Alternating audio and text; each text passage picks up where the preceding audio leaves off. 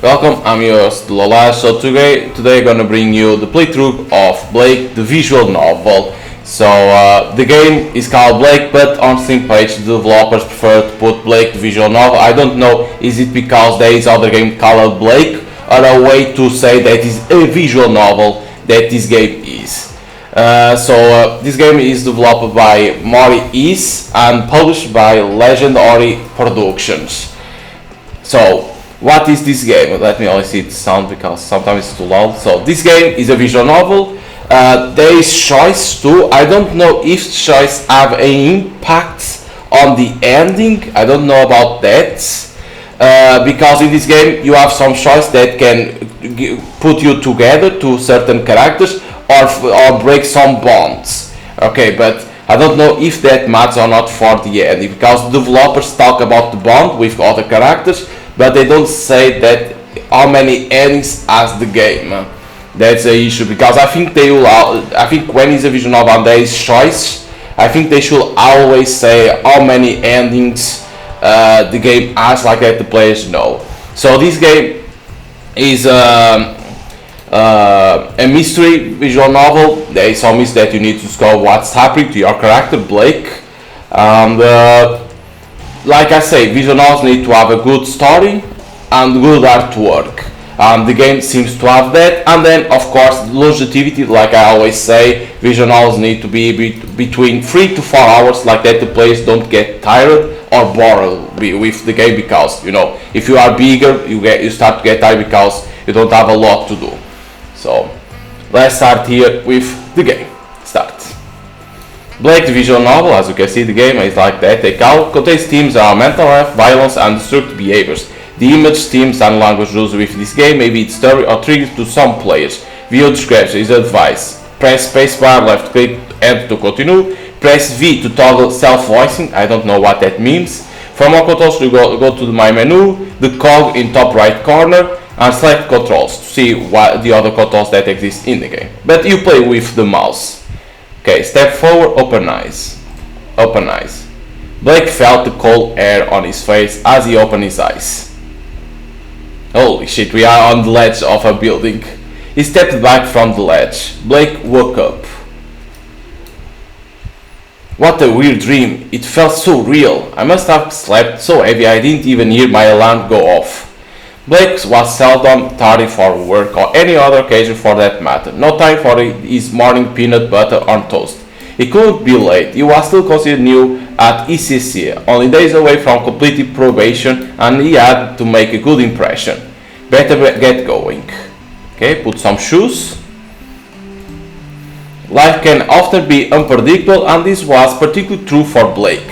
Random absences had a way of following him like a stubborn pebble wedged into the soul of his shoe. No amount of picking would dislodge it, and it was accompanied by a certain amount of discomfort with every step. And he will never admit it, but sometimes he may have even constantly trod on the stones of spontaneity. Blake. This game came out on September 1st, so only to remember that this game came on September 1st, so it's a recent game too. On a daily basis, Blake's colleagues at ECC would bicker over the best immersive gaming experience of the year, brag out about their newest techie purchase, and speculate on who would next meet their demise on the popular weekly e-screen installment of Fixing Goods. Blake's Play It. Max's eyes suddenly popped up from behind the top of the computer screen. So this Max. Don't you think the offline co-op mode in few shorts is total win? Am I right? Am I right? Max leaned towards Blake's direction with a hand wallowing her mouth, and forceful whisper she exclaimed. Back me up, Blake. Orlo sported out an intensely elegant laugh, which in turn made Max giggle. So this Orlo. Bah, Vin? What are you, from another planet? What the fuck does Vin mean? You are just making up words. It means ridiculous, just like your laugh. Anyway, it doesn't give two hoots about field shorts, you big nerd. You can talk, you are the only one here who owns a full-on VR room. Last time you get to use it then. So you can see they are like... it seems that they are friends, but they have some like dispute against each other. There they go again. Okay, this Harry. Hey Blake. Oh god, not her, please not her. He swiveled in his chair. Hey Harry. Harry was a masterpiece, best admired from afar. She was one of those beautiful paintings that could speak 1,000 words without saying anything. So a beautiful girl, of course. Silas thought she could try not saying anything sometimes. Did you have a good weekend? Her fingers spiraled in her hair as she tilted her head in curiosity. Didn't do much, just the usual. You? Why did he even ask? Oh my god, yes. I went on a road trip with my girlies to the forest. We ate marshes over the fire, they were delicious. And I saw a unicorn. My friends say I wouldn't see one out there, but I finally did. If every sentence she spoke was right, in Blake imagined they would always end in exclamation marks. Excuse me, what? I heard a noise in the middle of the night, unzipped my tent, and in the distance I swear I saw a unicorn galloping through the trees. I must have startled it, of course. You saw a unicorn, sure. Did she seriously think unicorns exist? It was probably a cow or a stag or something, just not a unicorn. Harry's skin flushed to a color similar to Max's hair. Oh yeah, you are right. Well, you should come along with us next time. We could have a barbecue and at night look out for shooting stars. Putting up with her for a whole weekend will be a tough feat, but maybe it won't be that bad. Will you come camping with me? Okay, yeah, I would love to, sure. It's not really my kind of thing, as long as you stop being a freak. No, I'm gonna say sure. Sure. Okay, cool. Blake bounced off and turned back to his work. A giggle sang from Ari as she headed back to her female colleagues with a small skip in her step, eager to tell them about the conversation. I slid the figure over beside the desk. It was unit expert Lee. ECC snapped him up before he could throw his graduation hat in the air, so he's like an intern, is what it seems. No one actually knew what Lee's forename was. Most people in the office didn't even realize it was his surname, but Blake had noticed it. He noticed Lee's email address started with S. Lee, not the standardized first name, surname layout. Lee was like a ball of plasma that dissipated nervous energy. His vision flitted from one thing to another, mostly managing to avoid meeting the eyes, as if they were preoccupied with taking in everyone and everything. He displayed anxious at Teach after every sentence, but his voice were a friendly and happy tone. Most of the time he was elusive. You will hardly ever see him around the office, or maybe the word was noticed. Hey Blake, Lee held a smile as his eyes scoured over Blake's desk space. Mr. Gore wants to see you in his office if you have a moment. Sure of course, let's go. Max and Oral continued to argue over a few shots behind the desk and looked like they were about to try to involve him again. Now Blake had an excuse to slip away from the office debate and abstain from choosing a side. Thank God. Okay, this is Rye. Well, hello there, Mr. O'Gartle. How are things going? Well, I hope. Ryan was chief operating officer at ICC. Whenever he saw her around the office, she was usually flashing around on urgent business. To be in her position with one of, if not the world's leading tech firm, meant extreme efficiency on her part. Although he would be working there for a while and had talked to Ryan a few times, it was always brief pleasantries and small talk, so it took him aback that she knew his name already.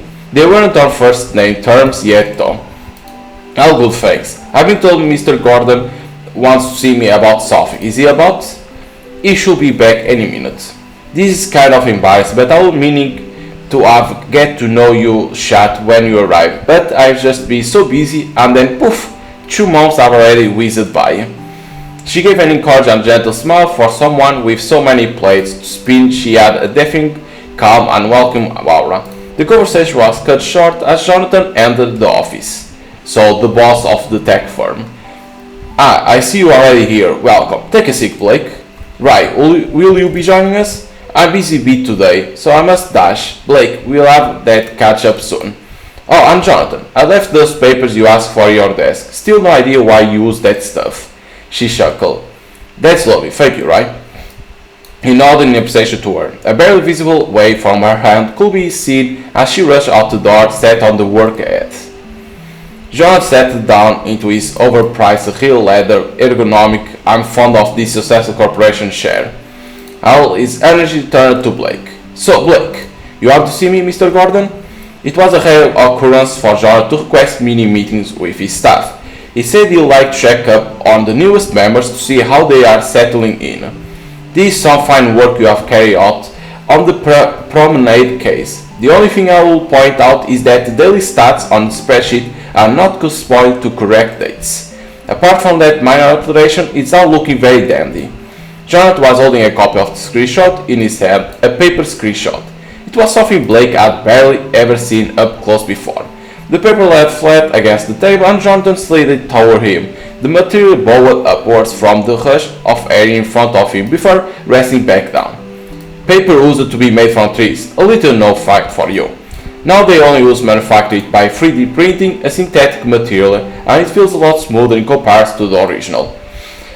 Blake reached over and grasped onto the piece of paper. As he touched his fingertips, the paper felt drier than you would anticipate, and this made him notice his palms felt clammy. "This paper was made for the odd enthusiast like myself, and I use odd in both manners of the term. Looks like some of the equations for table layout have gone out of sync. I'll be quick fix, my apologies." After analyzing the data, he set the paper on the table and to his disdain, his grip had left behind crimson remnants. Good, it's no problem. Anyhow, that's not the reason I ask you here. I know you haven't been in the company very long and you have quite the workloads." A stretched headache started to rear its ugly head and a momentary double vision distracted Blake. He thought about how no one had come up with a cure for migraines yet. Staring at screens all day couldn't be healthy. Thankfully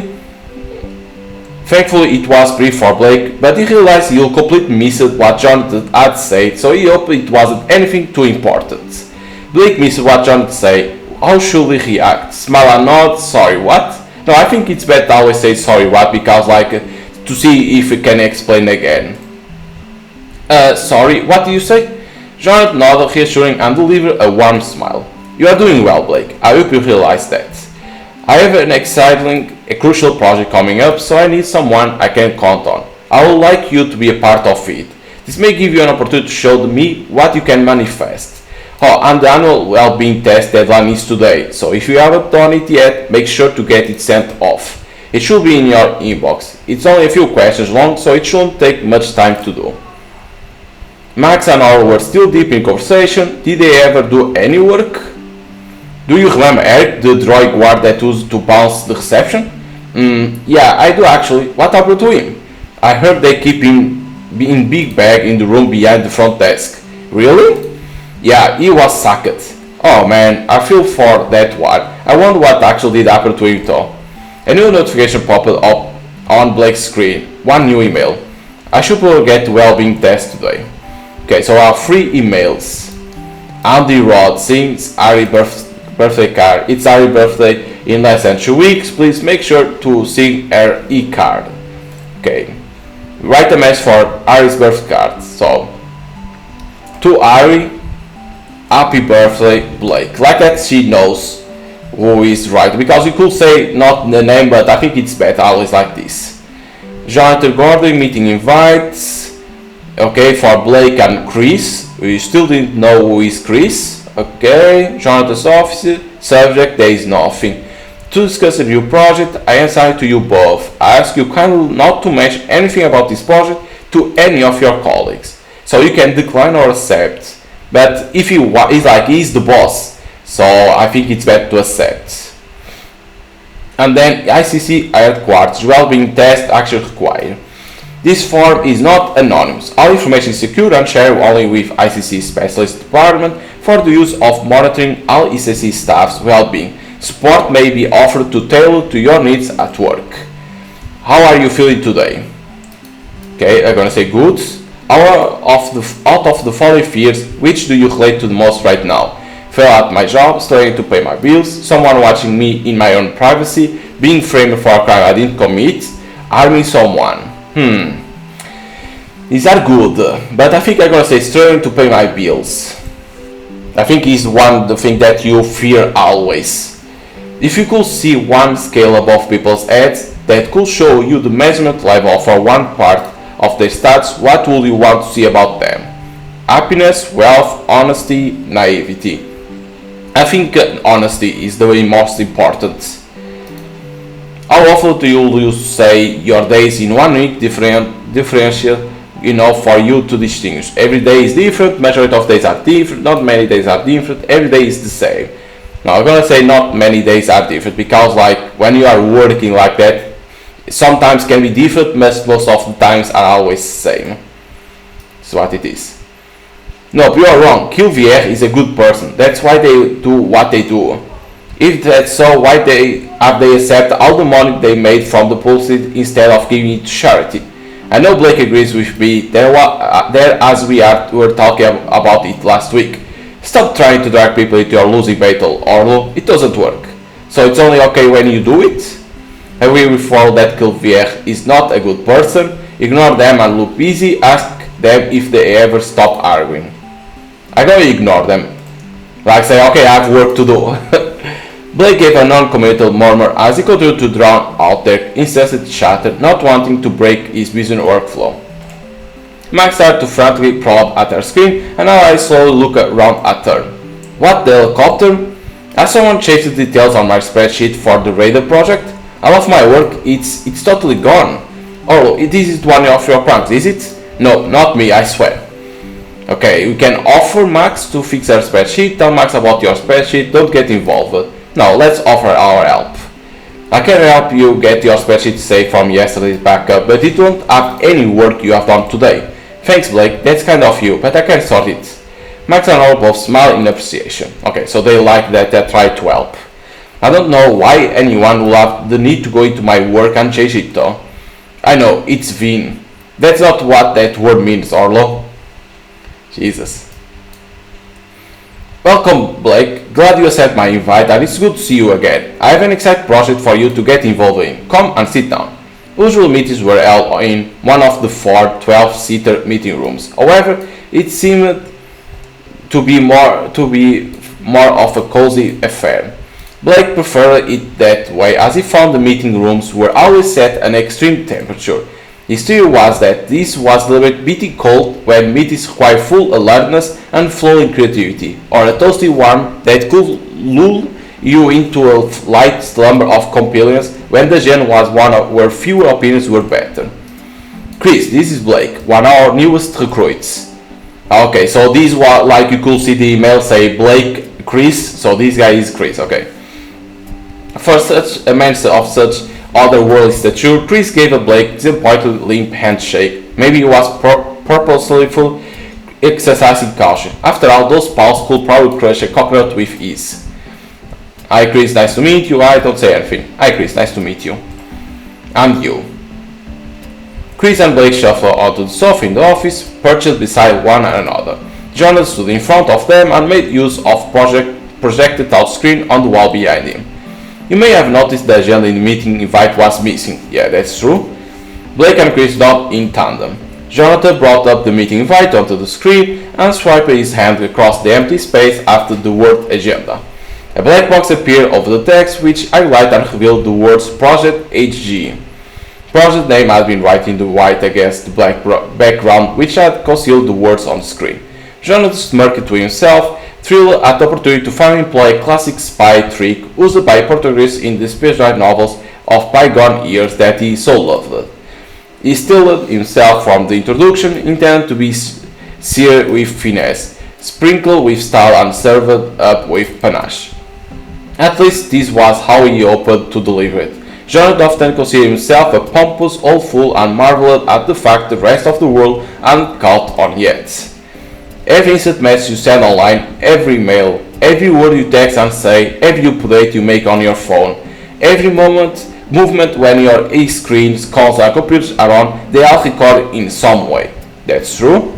Blake suppressed a smile, musing that here he was witnessing Jonathan at his finest. The gleam in the CEO's eyes was like that of a religious zealot compelling those around him to follow. Blake wondered if this was a trait Jonathan had always possessed or if it was a latent ability that manifested later in life. For a select few shadow clients whose circumstances and context decree they shall remain anonymous, we have been working on Project HG, a system that blocks all records of the sender's ID, location, even that exists when used. So this can be good. Imagine text filling your screen as thought plucked from either itself or incognito. Just think of the military and security applications. That's true, that's a very good thing, like that nobody can see. It's as though you receive a message from a ghost, a spy's dream. Heavens, why do you think they call themselves spooks? John decided to omit the line about it having nothing to do with their regular haunts, compromising of flashcard dealerships and borders of high-class cowgirls. He concluded that an extant metaphor could often prove irksome, and the mention of fast cars and loose women may distract his listeners' minds from the crucial subject matter. Jonathan took out a flat and held the screen. Not any model Blake recognized it. The phone instead of the desk released a disruptive tweeter in between Chris and Blake. Who does it say is calling? The display hurriedly lit up and displayed incoming call from, and doesn't show who it is because, like he explained, it's like a ghost. The call stopped. Complete anonymity. His voice lowered toward the end of the word anonymity for dramatic effect, and interlaced his fingers in satisfied power pose. Blake could only hope that one day you'll be able to captivate an audience with such a passionate verve. And although Jonathan's theatrical performance was inspiring to say at least, he found his attention directed to flicker over to Chris. Once Blake had noted Chris' inelegant idiosyncrasies out of the corner of his eye, he couldn't help monitoring him periodically through the meeting. Chris' left hand was placed on the smooth black meeting room table in a fist, whilst the right held on obsolete and unusual large e-pen, positioned as if it to note something down, but not accompanied by a tablet. The feeling of Chris' gaze twitching over him, accompanied by an uncomfortably Blake expression, caused uneasiness to slide through Blake. Primarily, the HG device is advanced crypto processing software. We collect feedback from our clients, and the results show that they desire software that solely connects to the HG device, rendering it incompatible with any other hardware. This means the software is highly, if not completely, secure from interception and piracy. Not bad at all, that is very good. There are currently two types of HG, the flat tablet and the touch bar tablet. Jonathan showed the sleek black tablet. The touchboard slid out from underneath the screen with a satisfyingly smooth click into position. The touchbar was blank, the keys only illuminate once the gadget was activated. So, if I send a message to someone who has the device, how does that work? Good question, Blake. You cannot send a direct message to someone who has an HG device unless they have initiated conversation, as there is no number to identify the user. That's very good too. And this means you can reply to emails and texts, but not initiate a voice or video call. Very good. So you can never initiate a call or a voice or video call. Someone asks to send something to you. You also cannot see messages sent from an HG device if you log into the same account on an external device. Exempli gratia Chris. If I sent you an email from HG device and you open the email from your home computer, you'll only be able to access the message on said home computer. You will not be able to view it if you log it out in your email account from another device such as your phone or work computer. Understand? Okay, I can understand. That's good too. Blake and Chris bobbed their heads in unison again.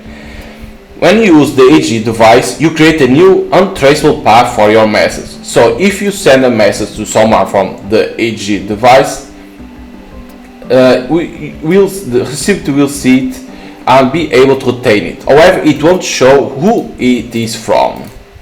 Keeping a record will deem the message unsecure because if the recipient's device falls into a third-party hands, they will be able to retrieve the information. Additionally, due to the state of the art software embedded into the message, you cannot forward, copy, print screen any of the content that is received. The HD device user can automatically choose an expiration date in order to the message to disappear from the recipient's device, or even once the recipient navigates away from the open message. Amazing, that's amazing. You can put a date to say to disappear, or if when the message is open that disappears. Okay. It's also a self-destruct button, if you will. You will both be given a prototype version to work on and familiarize yourselves with, so I ask that they remain with the premise and you store them inside your lockers. Okay, cannot get from the work. Once the meeting had adjourned, called Blake's attention right before he left the room. What do you think? I'm really grateful for the opportunity. I'm excited about working on this project. And what are your impressions of your new project colleague Chris? He seems a little odd. Don't worry, he's a good man. I think you two will work very well together. A few hours flew by like nothing. Blake's warrior felt the vibration from the floor up through his chair as the footsteps came close to his desk. Just as Chris approached, a low sneeze trumpeted from behind Blake's computer. The gentle giant's attention averted to Max. You need to press because he's walking. Achoo! Bless you, Max. 156. What are you on about? Orlo always piped up whenever Max said something. It was like they had a mutual agreement that they were a duo. Chris stood motionless and bewildered. A wise man once told me to count my blessings. Who is that wise man? An expression of smugness took over Max's face. In her mind, she saw her audience erupt into laughter. Back in reality, there was a mental facepalm and weak chuckle from the surrounding desk apart from Chris, who still looked baffled by the whole encounter. He wasn't familiar with this part of Lois, he had other reason to be there, so he worked on a different floor, is what it seems. I think you dropped this in the meeting room. The bass of the giant's voice reverberated in Blake's chest as he handed over Blake's wallet. Okay, so you left a wallet fall in the ground. Such an awkward, unnatural look he smiled. It must be forced. Still, Jonathan wanted him to give Chris the benefit of the doubt. Thanks. Blake gave him a friendly smile and a nod. Chris stayed put, lingering momentarily as if unsure about something, then took his leave. Max watched in awe as the Gigantor trudged back to the second floor. How did he know my name? Jeez, the size of that man. He could probably rip your head clean off your shoulders if you want to, and I bet he's an absolute beast in the bedroom. He playfully wiggled his eyebrows at Max. What the hell is that? Jesus. Shh, knock it off, Orlo.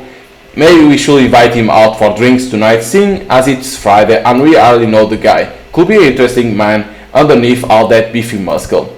If you carry on talk about him like he's a piece of meat, I'm going to start some beef with you in a minute. As if you would, we all know that you are cowards. Come on then, show me that what you got. Make your move. Like cows. Oh god, they were back on the pruns. Terrible ones at that. Although it could be distracting on occasions, Blake enjoyed the breaks from figures and process and felt grateful to be around friendly colleagues in his work life. They were almost like family to him in a strange way. Enough with this bullshit, Blake. You in for drinks at Saucy Mama's tonight? I'm busy, you can lie now. You're not gonna lie. Yeah, sure. Go on then, I'll come along. Decided it would be a good idea to get out for tonight and maybe take some time to get to know his colleagues a little better. That's always a good thing. Saucy Mama was part of a burger joint which served as a cafe by day and transformed into bar by night. Famous for their pies, creams, shocktails and energetic, skimpy outfitted cookies. Cookies was just another term they used for the chiseled model-like servers. They were a mix of humans and droids, but each had been chosen to work there due to their almost unnatural perfection. For somewhere that sounded ethic, it had a laid-back atmosphere. Maybe this was because everyone was hypnotized by the Beresque shows. Blake had a couple of drinks and enjoyed the chat amongst the group. Okay, who would you like to get to know? So you can go home immediately, but I think it's better to talk. So let's start talking with Chris because we don't know him. Chris wasn't contributing much to the conversation at the table, mostly smiling and nodding. Hey Chris, what do you think about Jard? How long have you been at ECC? 4 years. Okay, that's a lot of time. What do you like to do outside work? So, what do you like doing outside of work? I love taking Marv for long walks. He's my dog. Do you like dogs? They are okay. They are alright. What do you think of Jonathan? He's a very decent man. What do you think of Max and Orlo? They seem nice. What do you think of Lee? He seems kind. What do you think of Ari? She seems happy. You don't say much, do you? No. It's like, what? Okay, so let's see Ari. Hey. Okay, let's see, how long have you been working at ECC? Just a couple of months, so she's new too. What do you like doing outside of work? I love camping, okay, we know about that, and spending time with my besties. And I love the movies. I'm hoping to save up to move to Hollowwoods. I'll become an actress one day. Okay, nice. What do you think of Orlo? He's fun. What do you think of Max? Max is really funny. But so she thinks that Max is funnier than Orlo. Okay. What do you think of Lee? He's quite one, isn't he? I always see him at reception talking to Andy. Who is Andy? What do you think of Chris? She shrugged. I haven't met him before. What do you think of Jonathan? I don't really know him. Don't you have monthly meetings with him? No, I have monthly meetings with my manager. Interesting. Oh, okay. Bye. She didn't seem as chatty today, focusing more on her surroundings. Let's hang out again soon. Okay, so Max. Sure, let's chat. Orlo's just going to get some more drinks. Okay. How long have you been at ICC? I've been working there nearly 2 years now. Orlo started not long after me. The time has whizzed by. What do you think of Orlo? He's okay, I guess. I'm kidding. He's my gaming buddy, my ride or die. Excellent wingman. He came come across a little weird at first, but to get to know him, and he's very charming. He seems to have a way of talking you into things. Sometimes it's like you don't get a choice. Okay. You are now an item? An item? Max laughed. Oh no, he's like a brother to me. Okay. So Max see all like a brother. What's your favorite game? I love Ultra Assault. Me and Orlo always get involved in annual tournament, and without it I probably wouldn't get any exercise. I also love narrative choice games, but it's so annoying when they give you a choice to say something and then the character says something else. Yeah, that's not very good at the same time.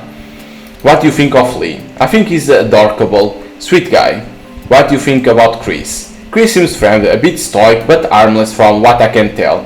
Don't really know him though because he works on a different floor. There you go. What do you think of Jonathan? He seems like a good, fair CEO. I've certainly had worse boss. What do you think of Ari? I don't know that well. We hang out in different circles, but she seems very positive and happy. Okay. Good shots. Orlo. Hey Blake, Max has just gone for some fresh air. Let's chat. Okay, how long have you been at ICC? I started not long after Max did. Okay, we already know that. What do you think of Max? Max is sweet. I love her. You were in love with Max? Orlo smiled and raised his eyebrows. Not like that. She's my little Max. Okay, so he sees her like a sister too. Okay, they don't have nothing between them. What do you think of Lee? He seems a genuine person, but very elusive. Every now and then he will play games online with me and Max, but he doesn't say much outside of game tactics. Okay, what do you think of Ari? Not sure about that one. How come? Orlo leaned closer to Blake, quickly glancing to make sure she wasn't in earshot. Well, she doesn't have an imagination account, so I think imagination is or Snapchat or Instagram, something like that. Does that matter? I'm not saying she has to have one, but it doesn't fit her profile, so it begs the question, why isn't she wasting her time here taking pictures of everyone, her food, her drinks, and put it on imagination? I don't have an imagination account either. Yes, but that's very much the dark and mysterious Blake, not Ari. What do you think, Jonathan? Busy man, but has time for anyone that asks, which is nice. No complaints. Chris. He works on different floors, so never met him before. I will let you know once I get to know him. It's like he already works there for years and nobody knows him. Interesting. It's been good talking to you. And here we have Lee. Hey Blake, let's chat. Okay. What do you think of Chris? He seems fair enough, but I don't know the guy. I must talk to Andy. Who is Andy? When I'm not too busy with my work. What do you think of Andy? Andy's such cool and friendly dude. I feel like I can talk to him about anything. What do you do outside of work? When I'm not gaming, I like to go running to clear my head. It really helps. I bet running works well. Yeah, definitely. Pair with some blood pumping music, it gets really addictive. What do you think of Orlo? He's fun, maybe a bit loud at times. I play games with him and Max every now and then, and it's love. They usually chat away. I'm more of a listener, so he's like a shy guy. What it is, Lee? What do you think of Ari? I haven't spoken to her much, so not much to say really. What do you think of Max? She's nice. I like play games with her and Orlo. Lee went quiet and his face flushed a soft pink, so he likes Max. Is what he is, but he's shy, so he is afraid to ask her out. Okay, interesting. Like finished talking to everyone. Like that we know a lot about them. Far back home, Blake trudged in, now tired and a bit peckish. He rubbed his stomach and sat down on the couch. He screen on. That's very nice. This screen came to life. You'll set the news stream to play when it turned on as it filled the silence before looking for something to watch. So, reported, the TV. Kilvier, the controversial killer who hunts down dangerous convicts and records the murders through their bionic eyes, is the focal point in the coming documentary Kilvier in the Eyes of a Killer. So, he kills convicts and records the murders. What? Like, holy shit. Upcoming documentary from Kilvier, live from the Hive. Promising, never before seen, ultra shocking VR footage, including their very first kill from Kilvier on Eyes, the one that started it all. Okay, that's kinda disturbing. Blake checked his phone idly. One new voicemail. Since when did anyone use voicemail? Okay, tap. Good evening, Blake. How about going for that lunch I mentioned tomorrow at Saucy Mama's? I'll have my car come and pick up you up at noon. What lunch is he talking about? Their meeting came flashback. He would zone out from the conversation a little due to the headache. Was when they were that conversation that we asked, sorry, what? So he said to meet with Jonathan on Saucy Mama, like that, in that place that you were. Why on earth would Jonathan want to hang out with him outside of work hours? He hated himself a little for missing something so important. The light off from his screen glared at Blake. The news channel illuminated the room as it flashed from one scene to the next. As usual, he had nodded off with the screen chanting in the background. The thick, dark curtains were drawn, blocking out any ounce of light that would have allowed one to speculate the time of day, but that's the way he preferred it. The time blinked in blue light from the side of his bed. 11 a.m. Overslept again. Gone were the days when he used to spring out of bed at 8 a.m. or even earlier. The sound from the screen was muffled, rummaged around he retrieved the remote from underneath him and instantly reaped the rewards of comfort. Level 3 on the sound, it was too quiet to hear. He must have fallen asleep on it. Turning up the volume, he could now hear the newsreader Presley reporting on a story of a theft at the Owl Sanctuary just hours ago. So someone stole owls, it seems. Police believe that the parliament of owls were stolen in the middle of the night between 12 am and 2 am. However, no witnesses have come forward as of yet. If anyone has information on this, please contact the local number of Newstone Police Department quoting reference 282820, who will commit such horrible, heartless acts. Blake checked himself. He thought that not only was she reporting the news, but offering her own opinion on it. He missed the days when the news consisted of facts rather than including speculation and emotion. However, he considered that he had to agree with her on this occasion. Who will commit such an heinous crime? Yeah, stealing owls. It's like, Gathering his sense moved from above, caught his eyes. Something was in the shadows all around him. 14 spherical objects were reflecting the image from the news. The objects appeared and reappeared at different intervals. The hooting noise on the screen made him jump. Wait, no, that wasn't on the screen. We have owls in our bedroom. What the hell happened in here? It's like, so it was on news, but we have owls in our place. How the fuck did they get here? Was someone pulling a prank? He quickly checked the flat to make sure there were no uninvited guests apart from the owls. What was he going to do? How could he make this right? So the phone. It was his phone. Jonathan cards were to pick him up. Oh fuck. Fuck! He rushed around getting ready. The owl probably will have to wait a little longer. Okay. John was already sitting at the table waiting for Blake. Thank you for joining me on your day off. Blake smiled and sat down. I invite you because we have something important to discuss. Something I should have made you aware of before. I just hadn't found the right time. John exuded a film noir aesthetic, but of course no one but him even knew what that was. For the man who was the face of the future, he loved to live in the past. So this is an android because it has this symbol, so this is a droid, like you say droid or android, it's better to say like that. The server appeared and Jonathan bided his time. Put our arm on my tab, Mr. Gordon. I'll have a bottle of Bluebeard. Make that show. Blake thought about the owl prom back at home and now he felt stuck with the situation was getting worse. 2 Bluebeards coming up. The server prodded her tablet before sauntering off. Charles looked curious, like he was scrutinizing a puzzle for his solution. What is it? You are troubled. Might I able to help you? Blake shot a furtive glance around the restaurant, satisfying himself that there were no eavesdrop present. He continued in a lower voice.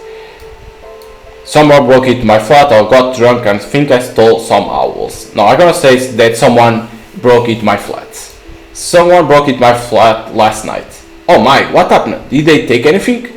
With such a baffling addition to the flat, Blake hadn't thought to check if anything had also gone missing. No, but... Poop, here's your drinks. Blake knocked back a large swig of Bluebeard and weighed up his options. He was in 2 minds, but he had no choice but to tell Jonathan. Tell Jonathan about the owls. Okay, I admit this is going to sound absolutely crazy, and you probably won't believe me, and I'm probably going to lose my job here, but there are owls in my flat. Stolen owls that I didn't put there. Please don't fire me. Jonathan seemed cool and collected. Are you saying someone stole some owls and placed them in your flat in the middle of the night whilst you were sleeping? Somehow, I have no idea how, but yes. John leaned back in thought and took a deep inhalation. This reminded him of his smoking e-pipe. He enjoyed ancient relics from an era that had been lost to the friction of time. Out of his collection, he first admired an intricate pipe he had acquired from a stall in the opposite side of the city, and that is a pipe specially designed to replicate the antique one. All I know is in this morning I woke up to the news channel showing a story about some stolen owls. A moment later, I find those missing owls staring down at me from my curtain rail, my shelves, my bed frame, everywhere, pretty much on top of whatever they could perch on in my room. I definitely didn't put them there. I know that for certain, and I have no idea who did it, or how they broke into my flat, or how they could even get them there without me noticing. Okay, we have again one new message. From there is nothing there, the owl and the wood mouse ran away. In elegant pumpkin carriage, they journeyed wide and far under the stars. Oh, what a film marriage. Wait, so it's not showing who it is from, so it has someone that's using that device, that HG device, like Jonathan explained. Okay, so someone is using the HG device, so maybe Chris? Someone is having a joke. What is it? He read text aloud. The owl and the wood mouse. What's that? It's an old poem about 2 unlike species, the owl and the wood mouse, the hunter and prey, okay, can understand that, who want to be together, but it's not seen as acceptable in the force, so they run away to live together in harmony. It's a love story. Interesting. Jonathan Hubble is great stubble. And now this becomes also very interesting. You have a match from the culprit, so I think it's safe for us to deduce that this wasn't the act of a drunken you. Possibly a harmless, albeit reckless prank, an overzealous admirer, a jilted ex-lover perhaps. I thought it will be my ex Stacy. She won't do something like this, and she lives in a different city now anyway. Okay, so ex-girlfriend can't be. But I think it can be Chris, because there is no from, doesn't have a name, like Jonathan explained from that HG device. Jonathan looked inspired, eyes lit up with wonder and determination. He will gone into full detective mode. I'm intrigued to see where this will lead us. Us? Yes, you need to analyze the crime scene for clues, and if it's not too much bother, I will be elated to join you in this exciting endeavor.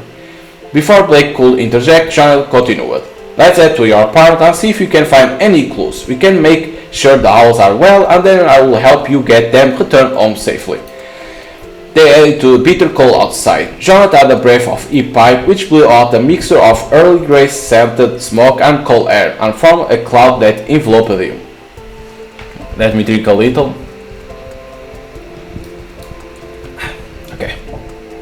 Why Jonathan had wanted me to meet that saucy mama in the first place was still a question at the back of Blake's mind, but it will have to stay there for now. I swear my key card was in here. I'll have to use my phone to pass instead. Okay, let me save. Pressing in here. Save. Okay. Resume playing. Search for clues. Okay, so you can see the difference, like it's different from the background. So we have the beer. This is the beer I had before I went to bed. Nothing weird about it. On the contrary, Blake, you say you don't remember hearing anything all night, yes? Correct. If there is a chance someone could have tampered with your drink, that's correct. That could explain why I slept in so late. Blake looked startled and horrified, then gave the drink a sniff. You wouldn't necessarily smell or taste it, but let's move on for now. Hold on a minute, you just say I might have been drugged.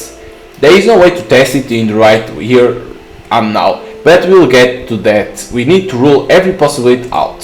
Okay, because it needs to be tested, the alcohol. Okay, so we have here. My key card is here. It's a strange place for it to be. I always keep it in my wallet. Blake took out his wallet and inspected it. Someone has ripped a hole in the bottom of the card holder. Don't forget that we left our wallet fall down in our office, and then it was Chris that gave us the wallet. It can be that. There is a hole, so he maybe made a hole to take out the key card. Or when we were on the Saucy Mama, someone did something to our wallet? Can be. Does anyone else have access to your key card apart from you? Not normal, but I dropped in the meeting room the other day. Chris found it and returned it to me. There it goes. It's never happened before. Interesting. Have you left your wallet unattended anywhere recently? Not that I can recall. Why would someone cut a hole in your wallet to get the key card instead of just taking it? To get access to the card without looking suspicious, to make someone else look suspicious. Now I'm gonna say this, the first one. This potential possibility, but a small one at that. By cutting a hole in the wall, they won't be able to guarantee where it will drop. That's true. And if they had access to your wallet, why not just simply take the key card then? Most likely someone wanted your key card to drop, so someone else will pick it up and alert you to the fact it wasn't secure. This also means that someone may have had access to your apartment since before Friday.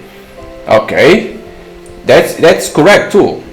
This all sounds a little complicated and far-fetched. It does, and all the more intriguing. And there we have these. On the floor was a tablet pen. Blake recognized it from somewhere and took a closer look. The tablet pen was a bright shade of pink with an aggressive chewed end. Blake didn't have tennis to eat pens, okay? It was an efficient way of getting unwanted germs. And he certainly wouldn't want to use one that someone else's mouth had been intimate with. Okay, so Blake never chewed a pen. Yeah, someone chewed this pen. This might be a clue to who was the last in possession of this pen. The word Max Axe was in big turquoise letters down the side. Max, So our work friend can be Max that did something? Max asks, let's check what's it. Jonathan opened the what's it app and took a picture of the lettering. First match here is the imagination account belonging to our very own Max. There you go. So could be her? That's kind of weird. It showcased some of her hacking knowledge, but it's mainly screenshots of her gaming or on her Nudge stream. It's things like this that will eternally baffle me. Call me on all fuddy-duddy, but when everyone is busy streaming, what they are doing, who's left to watch? Blake had no idea what fuddy-duddy meant, and noticed Jonathan had a tendency to use large amount of outdated words. Whoever that is beside the point, how did it get here in your apartment? I honestly don't know. There was a piece of material stuck to the nib of the pen. There is a small piece of silk material on the end here. That is all very intriguing. It looks like the material from the nib of the pen is from my wallet. So someone used the pen to rip a hole in it. Okay, very interesting. Whoever had access to the pen and your wallet is our private suspect right now. What does this all mean? I don't know, but something isn't right. I believe there is more to this than we initially thought. So you expect foul play? Precisely. The next thing we can do to advance our investigation is to check this building CCTV. But first let's get these owls back home. Jonathan took out a familiar looking device. You have a HD device with you? Oh yes, this isn't the prototype version though. Okay, so Jonathan has a HD device too. So for now, suspects Chris, Jonathan, Max. Okay. Jonathan started to message someone and Blake talked back to the owl and the hood mouse text he'll receive. The message had no sender, we already saw that. Cloud should be here soon to come and pick up the owls. Who's Cloud? He is a friend that works at the NCPD. Wait, what? You from a police officer? Detective. And this will help me. Are you sure you can trust him? What were you thinking? No, are you sure you can trust him? Yes, he's a friend and we can trust him. He is my personal contact in case of emergencies. So you are saying you can just do what you want and you will say you are an anonymous tipper? Well, I can't do anything I want. That would be responsible. But he's always there to assist if I need a favor. Jonathan's voice softened a little. In the meantime, whilst we wait, we should sit down and talk. I still have something very pressing I need to discuss and here is probably the best place to do that. Blake was intrigued and half expected John to swipe his hand across the air to magically reveal his pressing agenda. Go on.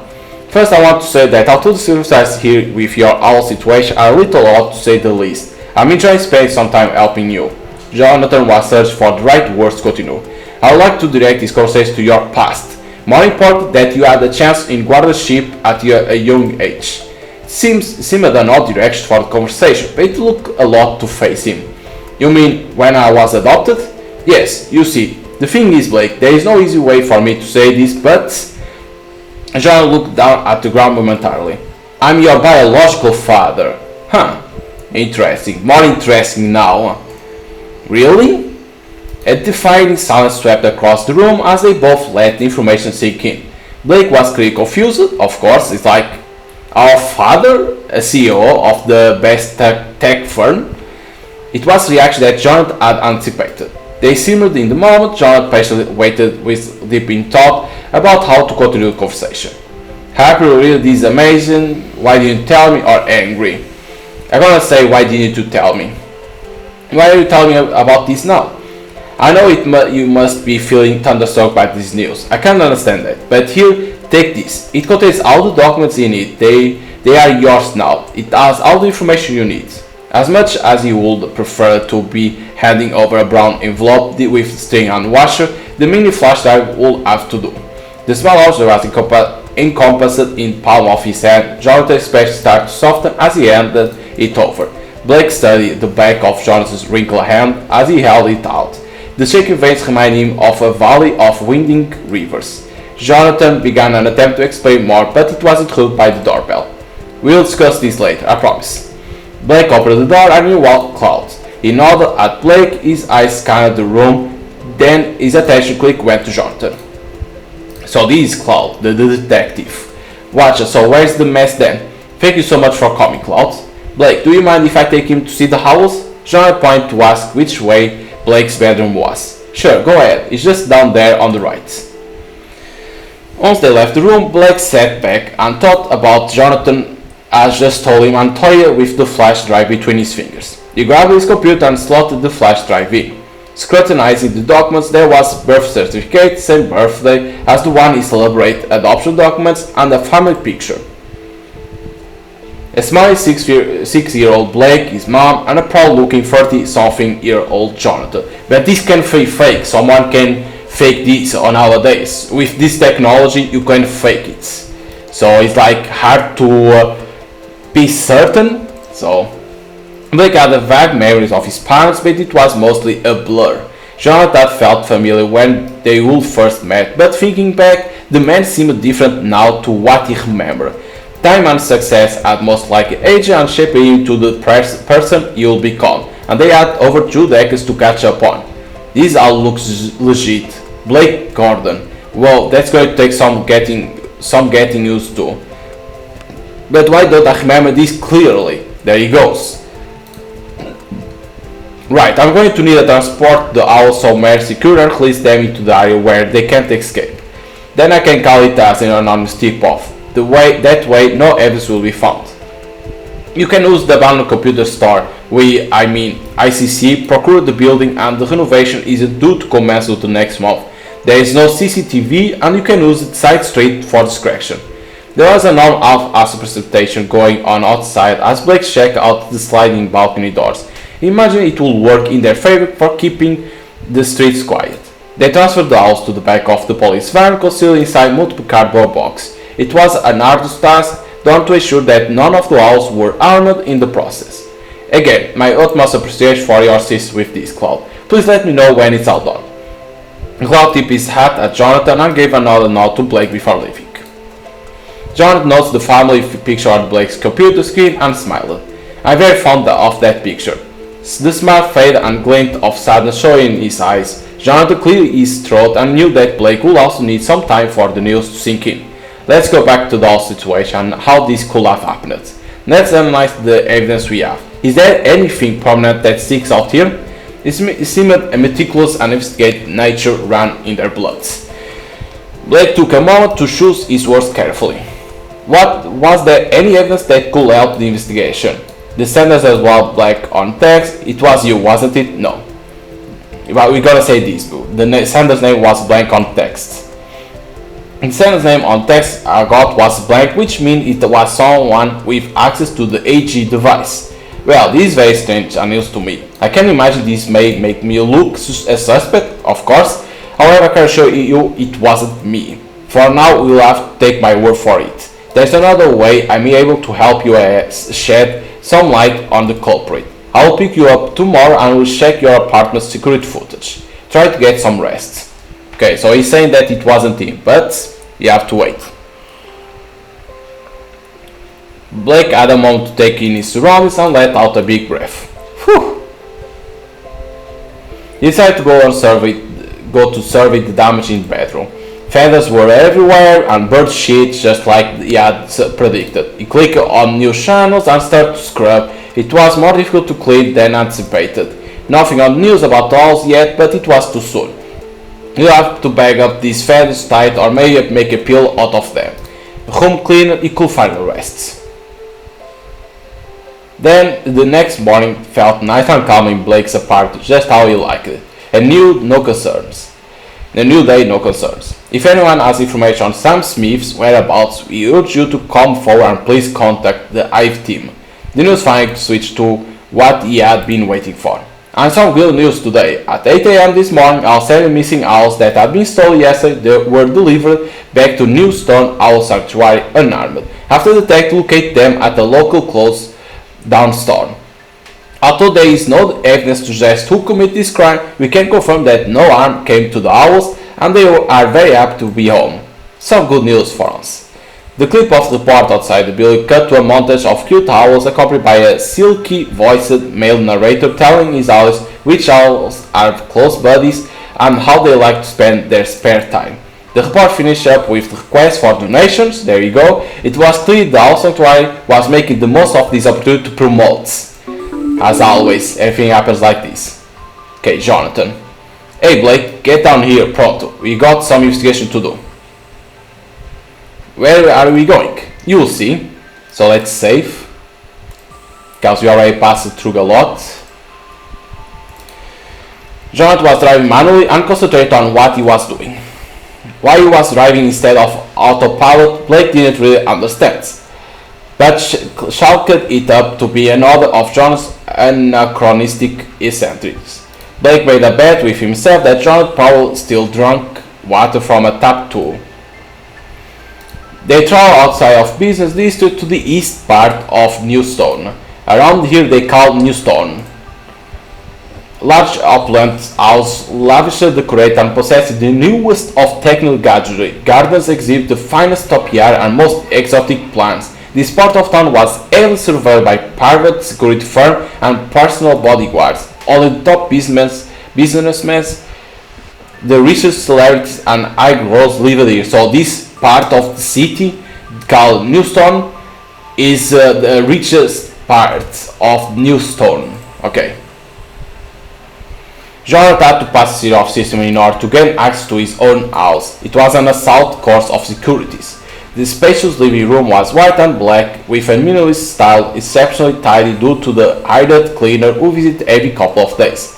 An open-plan kitchen joined at the far back of the room, grey, silver, black, white, and no colors to be seen anywhere. Only one room in the house possessed a slight wider color palette, and that was Jonathan's work at home office. The circular archaic bookcase, the odd contraptions in a cabinet of wonders, and some sort of leafless tree-type sculpture thing lurking in the corner of the room. It was just how Blake had expected. It's just in here. You have books? They stopped at the bookcase, Blake shook and scanned the titles. They didn't look neat. Every book was different height and width, and each one had different color sleeve. This is a concept that I learned for a forgotten era. Jonathan couldn't help but let slip a smirk. He clutched a book by its spine and tilted towards him. Aha, a secret way. A secret area, better to say. The book released a faintly audible squeak. Jonathan gave Blake a wink as the bookshelf moved to the side, revealing a hidden door. Down in the clandestine room, he also two computers and other technical instruments that Blake had never seen before. Take a seat. The two machines were on standby mode, so there was no waiting around for them to load up. What is this place? Where do you get all of these things from? This is where I keep my inventions, prototypes and backup equipment. I always thought it would be useful to hold on to some items as they could be put to good use. First things first. John poured some of the liquor from the beer bottle into a container and then clicked it to a machine. Then was busy tapping away on his phone. This little invention can tell you information about ingredients and the breakdown of nutrients, as well as read calories. It also works with materials. My, the reader says the liquor contains hypnorol. No wonder you didn't hear anything, so something to you to fall asleep. Someone drugged me? But how? I don't want to alarm you, but my guess would be that you have beer most Fridays, so they were counting on unobserved habits. Observed? It is a possibility. Let's check the security cam from your apartment. Hopefully you'll be able to see who was there. It might shed some light on everything. If I calculate this correct, this one should be the camera I spot on the wall opposite your door. Here we are. So security camera is locked. It's locked? Nothing I can't handle. John smirked and opened a drawer underneath the desk. He took out a small handheld rectangular machine which had no definite markings on it. A calendar machine. He connected the device to the laptop, click a few buttons, and the device started to make a ringing noise. Beep! And it's unlocked. So we are seeing that Jonathan knows a lot of hacking. Interesting. This is why you need to get out more. But then where would you be without this old man's cookie device? Now we just need to choose the date. 23rd of March, wasn't it? Yep, that's the one. They watched the footage and both began to look concerned. Nothing? How could be there no movement at all evening? Jonathan checked the record from previous days leading up to the owl theft are still nothing. It looks like someone has tampered with the food somehow. This isn't the original, of course. Can we get the original? It depends, but either way it's beyond my capabilities. We need help with that. We know that Max, here he goes, is a hacker. She may be able to assist. Lee is another whose knowledge goes beyond my own. They could be an option should you wish to delve deeper. Someone has gone to a lot of trouble to cover up who they are. For now I don't think we are going to find the answer. Try your best not to worry. Go and get some rest, maybe give it a few days and then we can ask Max or Lee if they can help us. He gave Blake a reassuring squeeze on the shoulder. So we couldn't fight, so we have to ask help of Max or Lee if you want. Word already spread around the office that Blake could be Jonathan's long lost son. No one had the stones to ask Blake about the gossip. They were all trading lively around the subject, but Blake sensed the shatter. The whole incident and the poem felt like a strange and distant memory. Looking up for his daydream, Blake noticed Chris was standing by him just staring. How long had he been there? How did he not feel the quiver of building structure as Chris galloped over? Blake felt a shudder down his spine. How is it going? Why you scared? Why you're staring at me? Now, how is it going? How is it going? I have some analysis for you to run through when you get a moment. Mr. Gordon says he's keen to get the ball rolling. Chris handed off the copy with care as if it were made of thin glass. More paper. The paper was crinkled at the crumpled veins of laziness on Chris' shirt. Blake considered derisively. Thanks. Mr. Gordon, well, the other Mr. Gordon. Wait, no, not that I mean there was true. I'm sorry, I didn't mean. People say that Jonathan is your. Chris stopped rambling, looked worried and panicked as he realized he would slip up and the secret was definitely out. Brush it off, confided him. Brush it off. It's okay, don't worry. I know there's a rumor going around right now.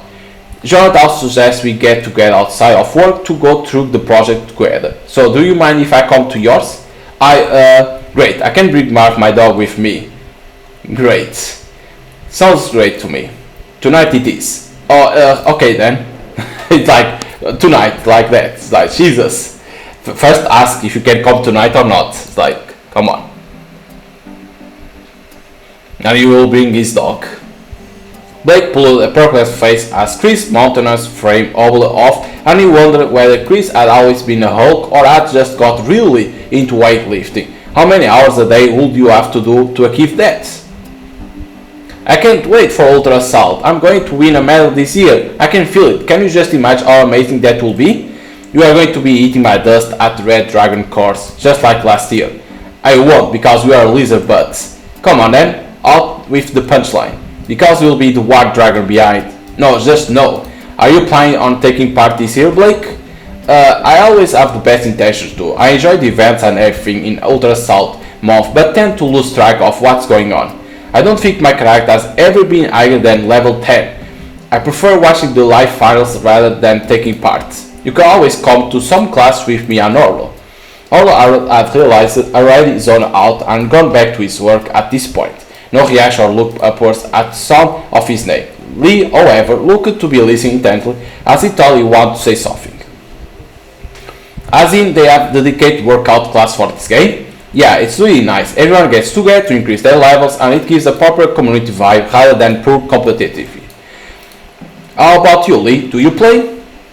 Me? Oh yeah, I'll be playing this year. I actually came fourth 2 years ago. No way! Seriously? Lee nodded shyly. Then he tapped his touchboard and brought up an image of him with his medal. That's totally Vin. Orlo peered up from behind his computer screen. Not the real world. I'm actually talking to an ultrasound finalist.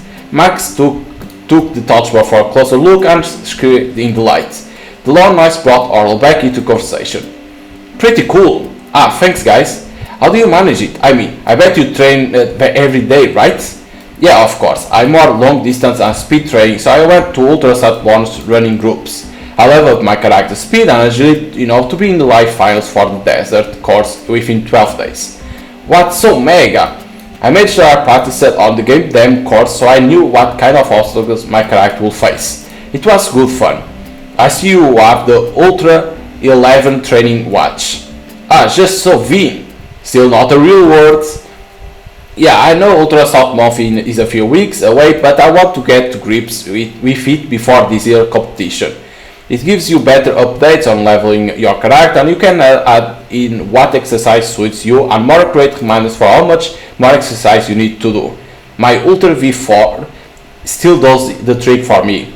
Don't take the player. Corsair died down and everyone went back to their desks. Blake notes the tablet pad left on his desk. A pink pen with a G end, just like the one at his apartment. Hey, anyone left their pen here? Ah, that's mine. How many times I told you to stop chewing the ends of those, or you'll get a shock doing that. So it's not a pen of Max. It's from Orlo. Okay, I'll be fine. Okay, so now Max is out. It's Orlo that's in now. You got a minute? Come in, come in. One hand gestured for Blake to come into the room, while the other was pushing paper to the side of his desk. He was happy to see Blake. How is everything going? Have you heard any further from our Mr. Howell thief? Nothing so far, but Orlo left his pen on my desk. It's the same as the pen we found in my apartment. There you go. I see. We still need further proof before we can assume it was him. I think it's time we involve one of our colleagues in assisting us by hacking into CCTV camera tonight. Consider you know them much better than I do, and it will be hard less intimidating. It might be the best to invite them. Who would you like to invite? That's safe, because we passed through a lot already. In this type of games, when you pass through a lot of conversations, it's always better to save. Okay, I think I go for Max, because we know that she's a hacker. Lee, we don't know if we know how to hack. So I go for Max. Perfect, let me know if Max agrees to help us. I've been meaning to ask, how have you been doing in general? I'll do face for us, I'll not talk about, I'm fine, but I could do pay a raise, no. I'll go, thanks for asking. Brilliant, that's what I want to hear. Yeah. So me and Jonathan want to check the CCTV at my apartment and wonder if you might be able to help us at all. Depends why you need to check the CCTV. So we can lie or say the truth. I'm gonna say the truth. I think it's better because I trust her. I had a break into my apartment, Jonathan helped me to look into it. Oh man, in that case, of course I will help you.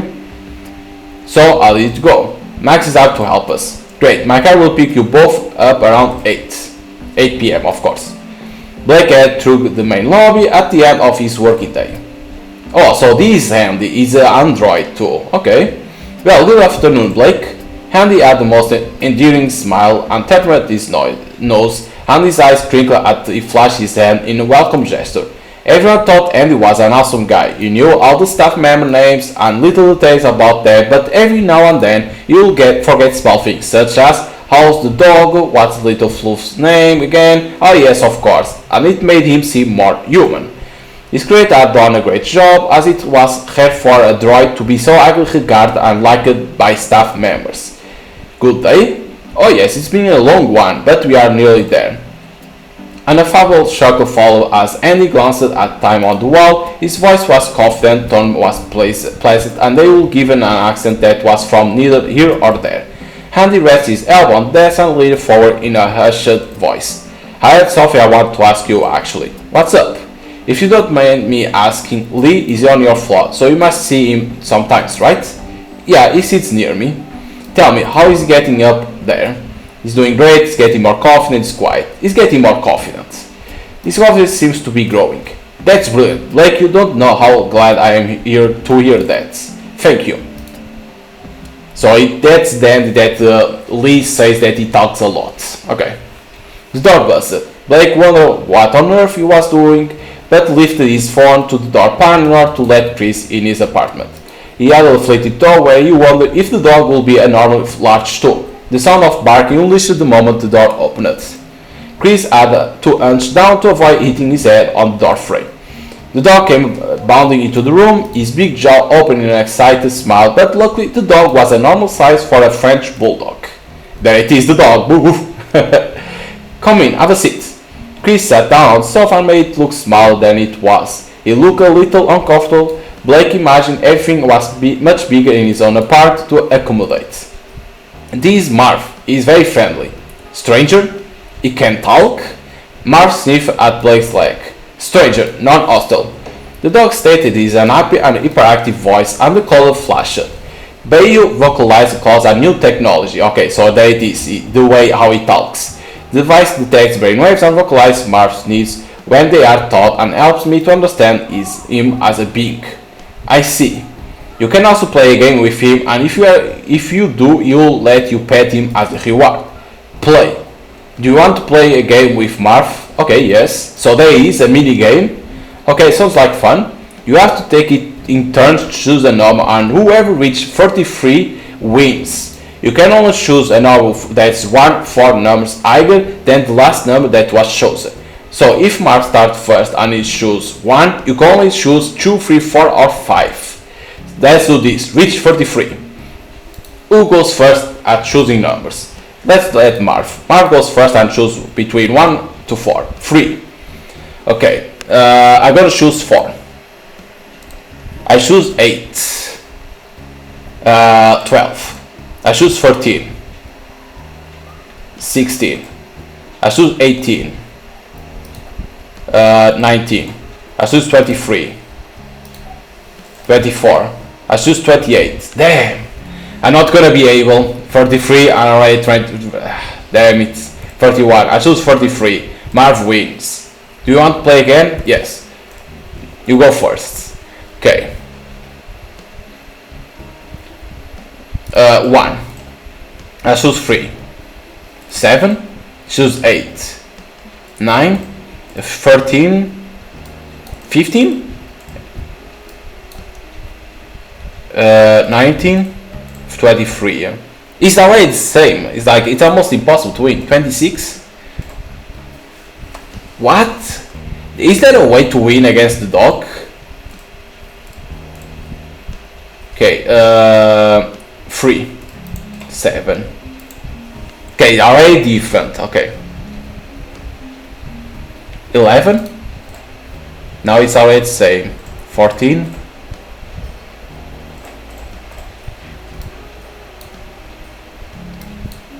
25. So it was on the beginning. I need to change the beginning. Okay. 1 shows 3. 4 shows 8. 9 shows 13. 15. It's already the same.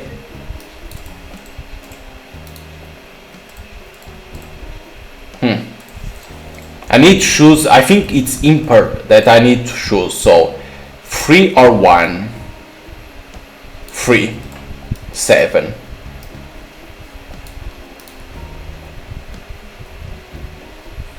10. 13. 15. 18. 19. 27. So that wait. Yeah, I think it's impossible to win. If there is a way to win, I think it's hard or it's impossible. So do you want to play a game? No. No thanks. No worries, good try. I think he's cheating anyway. I didn't take you as the type of to have a pet. I like the idea of caring and loving for more dependent species as if it were part of your own family. They do not have the tools to build and create like us, but our bonds are precious. Poop!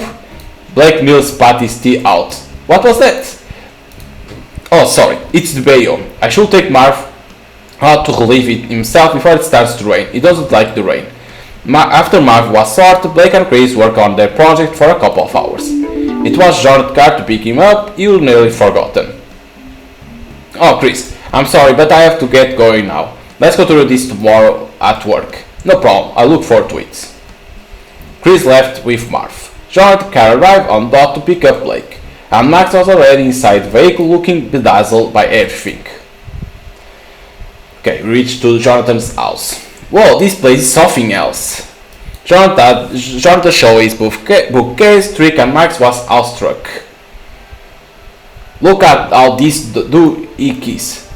Good word. I'll save that one for later. Jonathan took out a little jot pad and pencil from his pocket, scribbled the word down. Max and Blake looked at each other.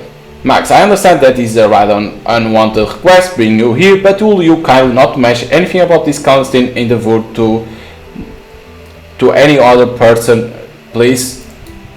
Of course, Mr. Gordon, I won't tell a soul. Here's my computer for you to work your magic on. One moment whilst I grant you access to the system. Jonathan flipped through the jotpad again, then entered the password into his computer. Well, that's one Win computer. Good thing it isn't all like your other whatchamacallits. Otherwise, this would have been a challenging task. Max interlocked her fingers and flexed her hand backwards to make them click. Let's do this. Max got to work on the computer. I've never seen anything like this before. It looks like someone has encrypted the data to make it harder to hack. I'm going to need some help with this. Blake, can you take a look and see if you can override this security add-on? Sure, I'll give that. Well, Jonathan will be better at helping you. Yeah, I think Jonathan will be better because he knows how to hack. So, I will say Jonathan. I'm good, Jonathan can do it. No problem, I'll get this. Look at this. Look at the code is 321 tag 2. Great, we are in. Okay, so we entered on the security camera again. The footage unlocked and started playing. Forward to the evening. All three were closely leaning towards the screen, eager to see what will appear. The footage showed Chris standing outside Blake's door just after 11 p.m. Huh? This can't be. Chris took out his phone and stared down at it. The image went black. What? Someone hyped the rest of the footage. Okay, so someone cleaned the footage like that, you can't see the rest. Both Blake and Jonathan were quiet. So, was that everything you needed? Or, yes, sorry. This just isn't what we had expected to see. Thanks Max for help, or remind Max not tell it. No, let's thank Max. Thank you for help on this. We both really appreciate it. Thank you again for the assistance here. You have done a fine job. Nick is out in the front and will take you home safely now. Wait, who's Nick? Oh, sorry, that's the name of my car. You named your car? Well, I had him for a few years now and he's very reliable. I suppose I get attached to things that are around for a while. They said their goodbyes and Max left, leaving Blake and Jonathan. 321 tag 2. It's got to be a code for something. It's been put there on purpose, but a code for what? Maybe a city code? No. A lot somewhere perhaps? Blake shrugged with no answer to give. John pointed up the sky in a determined gesture. No, Matt, we'll figure this out in time. So now what do we do about Chris? Well, I can't say I'm too happy with the results. You must tread carefully here. It greatly disappoints me to find Chris as somehow being mixed up in this. I didn't expect it to be him. It isn't. Never said for the first answer you receive, of course. We cannot presume that the puzzle is complete when we don't know how many pieces there are. I must recall your AG device and postpone the project until further notice with this under our investigation. It's a battle of irony that even once I'm in possession of Chris' AG device, we will not be able to check that it due to the secure demeanor of the machinery. Yep, we know about that. I think it will be best to talk to Chris about what we have just witnessed and find out what he was doing. Agree. Good idea. I'd like to see what he has to say about this. The day had dragged and felt longer than ever. Time to relax. News on, shows off, couch, non-drugger blood beard in hand, he opens. What the hell is happening? Adjusting himself slowly towards the screen, Blake felt a pang of horror slid through his veins. On the moment was a man sitting at the desk, taking notes and studying gibbered Blake's mind. In the top right hand corner was a small image which mirrored Blake. He cautiously edged closer for a clear view. There it is, us. What the fuck? Yeah, it's like someone is watching us. What the? The man on the screen couldn't possibly be studying him. It must be part of the program, or an error with the station. But this was unlike any show Blake had seen before, and why was his own image showing in the corner? What's this stranger taking notes on him? Blake slowly waved his hand to one side and the image of him copied. The man on the screen started to look worried and confused. It became paramount for Blake to capture what was happening. What if this was connected to what had been happening recently? Without evidence, he would be incapable of proving it. Blake held up this phone from his trouser pocket and took a picture of the man on his screen. Immediately, the man staring at him became panic-stricken and started desperately pressing buttons. And when that failed, he shouted for someone, whoever no sound emanated from the speakers. Before Blake could get his phone to record the events, another man emerged from outside the periphery. Like that it changed. So maybe, can it be a dream? Maybe we are dreaming and nothing this is happening? Can it be? Because to appear, or we are on some psychiatric hospital and we are dreaming with all of this? Can be, right? And like they are appearing something like owls because something happened with owls. And we are remembering about that person like a doctor analyzing us. Can be. Instant cut off and the scene went back to the news. What? What the fuck just happened here? This was more than enough to make even the sturdiest of people cram into paranoid, thin hat wearing conspiracists. Blake earlier switched the power off before unplugging every single electrical device he could find within the flat. Shirt button, flight on up, sunglasses and headphones on, blood pumping music to start the day. That's safe. Okay. There was nothing better, the sky was fresh blue, no clouds in sight. This was rare luxury in the city of New Stone. Blake walked around to the outside of the park and it was a great day for it. To the right a silver car was sat waiting. The car plate was 321 Tag 2. He recognized it from somewhere, yes, from the footage. It was the code that they got from the CCTV camera. He had to know if they were connected. Blake peered into the car to catch a glimpse of the driver. Out of nowhere, he felt a needle-like sting penetrate the small of his neck in that awkward place where it's difficult to reach. Almost immediately he began to find it hard to breathe and a light and dizziness took over. Someone was here watching him. They knew he was onto them and getting close to the truth. They must have drugged him with a needle or a dart. So someone attacked him from behind. He scared lots of people on their morning commute, but none who looked suspicious. Fumbling for his phone to call sound, he began to wheeze harder. He asked to pick up. He couldn't tell if anyone could hear him, but he could make out the fear as they happily approached him. Jonathan, someone, poison! He fell. The darkness claimed him. Steely white light brought Blake back as he awakened in the hospital. John helped Blake check out and assist him to the car. He didn't look worried. In fact, he looked like a little amused. How old are you? What? 31? I haven't lost my memory? Yes, so in 31 years on this planet, have you not once been stung by a bee? Huh, by a bee? Not someone attacked us from behind? Rubbing his head, Blake seemed a little dazed, but not too bothered. You had an anaphylactic reaction. Oh, okay. It wasn't severe, and there was a first aid officer in the park who administered an immunization vaccine, so it will be completely dandy from here on out. Okay, so we didn't have a vaccine against that, so we enter in anaphylactic. Now we are vaccinated like that, nothing more will happen. Okay, no one, I'm buzzing, huh? Well, apart from the cheesy jokes, you seem back to normal. Starting to feel more with it, Blake remembered what he had been doing before the stick. The car.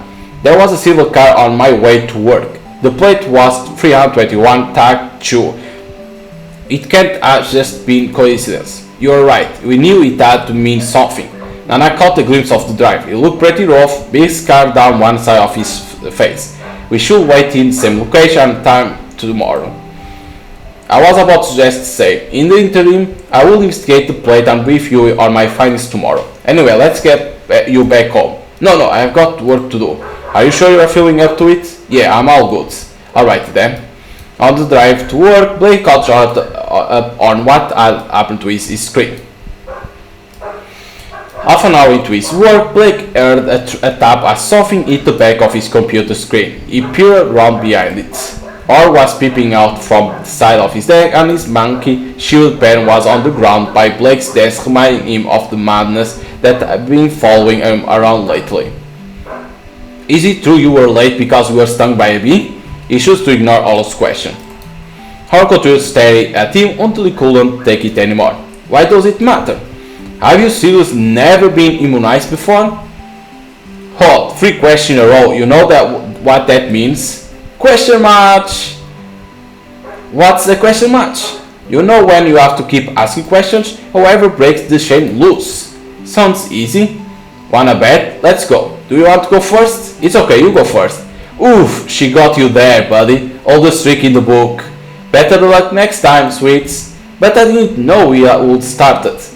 Max gave a cheeky wink and Lee laughed a little, a hint of nervous, and was there, but he did well to try and hide it. We know that he likes Max. Lee early looked back down at his computer, hoping no one will notice his face going a light shade of red. Blake, Carl, your turn. Rules: no word answer, no repeating, no statements posing as question. Example: I don't know. Judge me gets the final say. Go.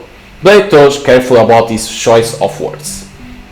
I'm rubber, you are glue. Buzz off. Is nothing ever secret in this office? Okay, go this. Why? What else you are hiding from us, mystery guy? Are you sure you want to know something? If I was something? Something? You lose. You might need some practice. Oh, because you couldn't be like that. Damn it, that would be the last. Fine, whatever. Anyway, you could have taken my eye out with that germ-riddled pen of yours. Doesn't matter. You got a spare one. Blake couldn't help let a smile escape the corner of his lip as he shook his head at two jokesters. Max and Earl shook and snorted, escalating each other louder until they were all laughed out. Blake checked his phone. From Evident Corporate Limited. Dear customer, please accept this email as formal apology from Evident Corp for the event that took place on 30 March. We would like to clarify to our customers that in a technical error, a researcher calculating live figures in order to stream a live feed which launched a visual connection on all affected electronic screens the new Stone VCNet. We are offering a 10% discount on electronic products to those affected as a compensation for the X incident. This has to be false, It has to be false. It's a way to cover something.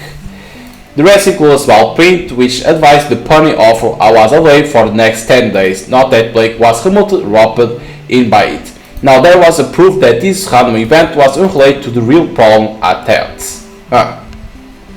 Interesting. Isn't it strange how you can only get immunized when you are having a bad reaction to something? It's just a shame there isn't immunizer for all your bad jokes. Oof, Max Sachs, marked by Team Killer Orlo. You don't have to be so mean about it. It hurts.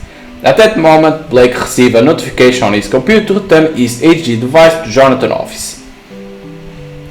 He went to his locker and opened it. It's gone! So someone stole our HD device.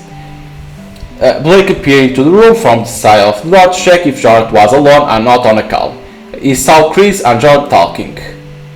I'm so sorry, Jonathan. I really don't know where it is gone. So someone stole Chris' AG device too, okay? You swear you have no idea, Cal? Who's Cal? Blake thought. My whole life is in debt to you. I have no reason to upset that balance. You know that. What about last week? What were you doing at my son's flat in the early hours of the morning? Last week, after the word drinks, I got a weird message from him asking if I can come and help him. When I got there, he messaged me saying that he will sort it, whatever it was. I see. So someone stole Blake and sent to Chris, say that we need help, but then say that he didn't need help.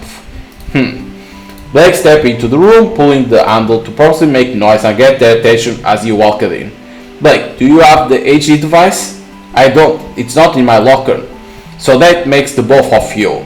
John sighed and then smiled and nodded to Chris. Chris, that's all I want to ask you, and I apologize if I seem intrusive. It's not a problem. If there's anything I can do to help, let me know. Thank you. John walked Chris to the office door, closing it once the gargantuan figure had left. It was only you and I who knew my intentions to remove the HD device, or so I thought. But to take both is a rather troublesome indeed. This could mean that we are possibly dealing with more than one person here. For now, finding some evidence of the perpetrator or perpetrators is most permanent. I'm going to need Lee to help me with this. Will you mind kindly retrieving Lee from the reception area for me? How do you know he's not at his desk? Jonas chuckled. It's only a hunch, but a most likely one. I often find him down there talking to Andy at reception. I have no idea what they need to talk about, but if you find out, I would love to know. Okay? Andy was sat at front desk and was back alone. Hey man, have you seen Lee around anywhere? I got Jonathan looking for him. Oh, no problem. He's just in my quarters. I'll go and get him. Blake raised a brow as Andy disappeared into a small room behind the desk. The door opened a few moments later and Lee came rushing out. Hey, I heard Jonathan is asking for me? Blake looked at Lee closely and then at the door. What's happening there? Oh yeah, I was just trying to help Andy with fixing his screen. If it's broke, I'm sure Jonathan will get him a new one. No, it's okay. Lee scratched the back of his neck and looked uncomfortable. Ask you what's really going on. Yeah, we need to know what's going on in there. I don't buy it. What's really going on? Okay, look, I was connecting my tablet to his screen so he could watch me stream on Nudge. Andy lives in that tiny room behind his desk where he's not working, and like us, he gets bored sometimes. He's not allowed to access to the internet outside of work hours, and even then it's mega restricted, so I hacked my tablet in order for him to only access Nudge. I'll be more worried he might start a channel or get Nudge famous, then you will be caught. Lee laughed. True, I hadn't thought of that. You are not going to say anything to Jonathan, are you? It's safe with me, yeah. Thanks dude, I really appreciate it. Not feeling up to cookie, Blake decided to stop by Saucy Mama and pick up something to eat. Blake spotted Max sitting alone. Go and say hi. Blake leaned to the side and put his hand up to catch Max's eyes. Hey Max. As she's waiting for someone, ask how she is. Invite yourself to sit down. If she is waiting for someone. Are you waiting for someone? No, I'm just here on my own, but you are welcome to join me if you like. He feigned a smile. There was no reason for him to tell Max what's going on. Going to Orlos tonight to a dedicated stage of living there. You want him? She was talking video game language already. The idea of playing games with Max and Orl felt like it could be a distraction, but he wasn't sure that was what he needed right now.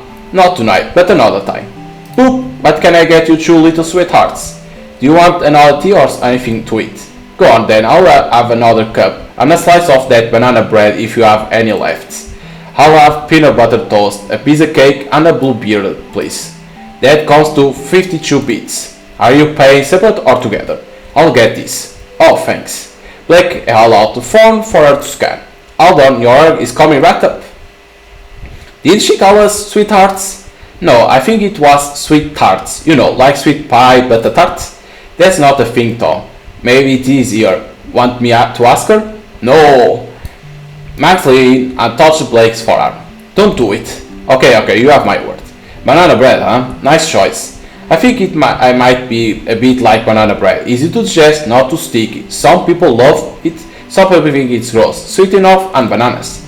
She put a silly face and then smiled. I like banana bread a lot. No one think you are gross. I gotta say, I like banana bread a lot. I really like banana bread a lot category. Smooth. Why thank you, Blake Gordon. From what she pulled a horrified face, Blake imagined it was the kind of face she would pull if she walked in all naked. I'm sorry, I didn't think there. Are you planning to go by that name? I'm guessing everyone knows that, huh? I haven't really thought about it, but if I want in on the inheritance, I suppose I might have to. He pulled a playful merry face which made Max chuckle. Ha, you kill me, Blake. You are a pretty funny guy. She beamed and smiled softly. You have changed it. Yeah? In a good way, I mean.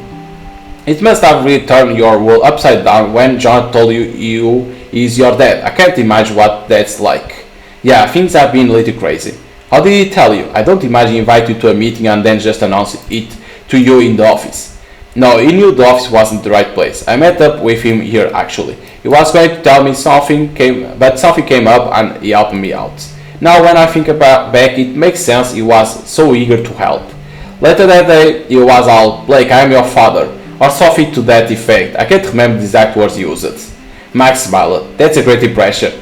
Blake shook as the server arrived doing an impressive balancing act of cups and plates. Help her with the plates. Why thank you, honey cake, but I got this. Just press the button if you need anything, lovelies. That was kind of you to offer to help her. Cursor died down and Max eyes transfixed onto banana bread. Is something wrong with it? No, it's just that I'm watching what I eat at the moment. It was hard for Blake not to choke on the blue beer he will sip it one moment before, but he managed to force it down his gullet without it going down the wrong way. His chest bubbled up and down as he laughed without audio and shook his head. You got me, how do you come with them so fast? I don't know. I guess there's just something very addictive about seeing people smile.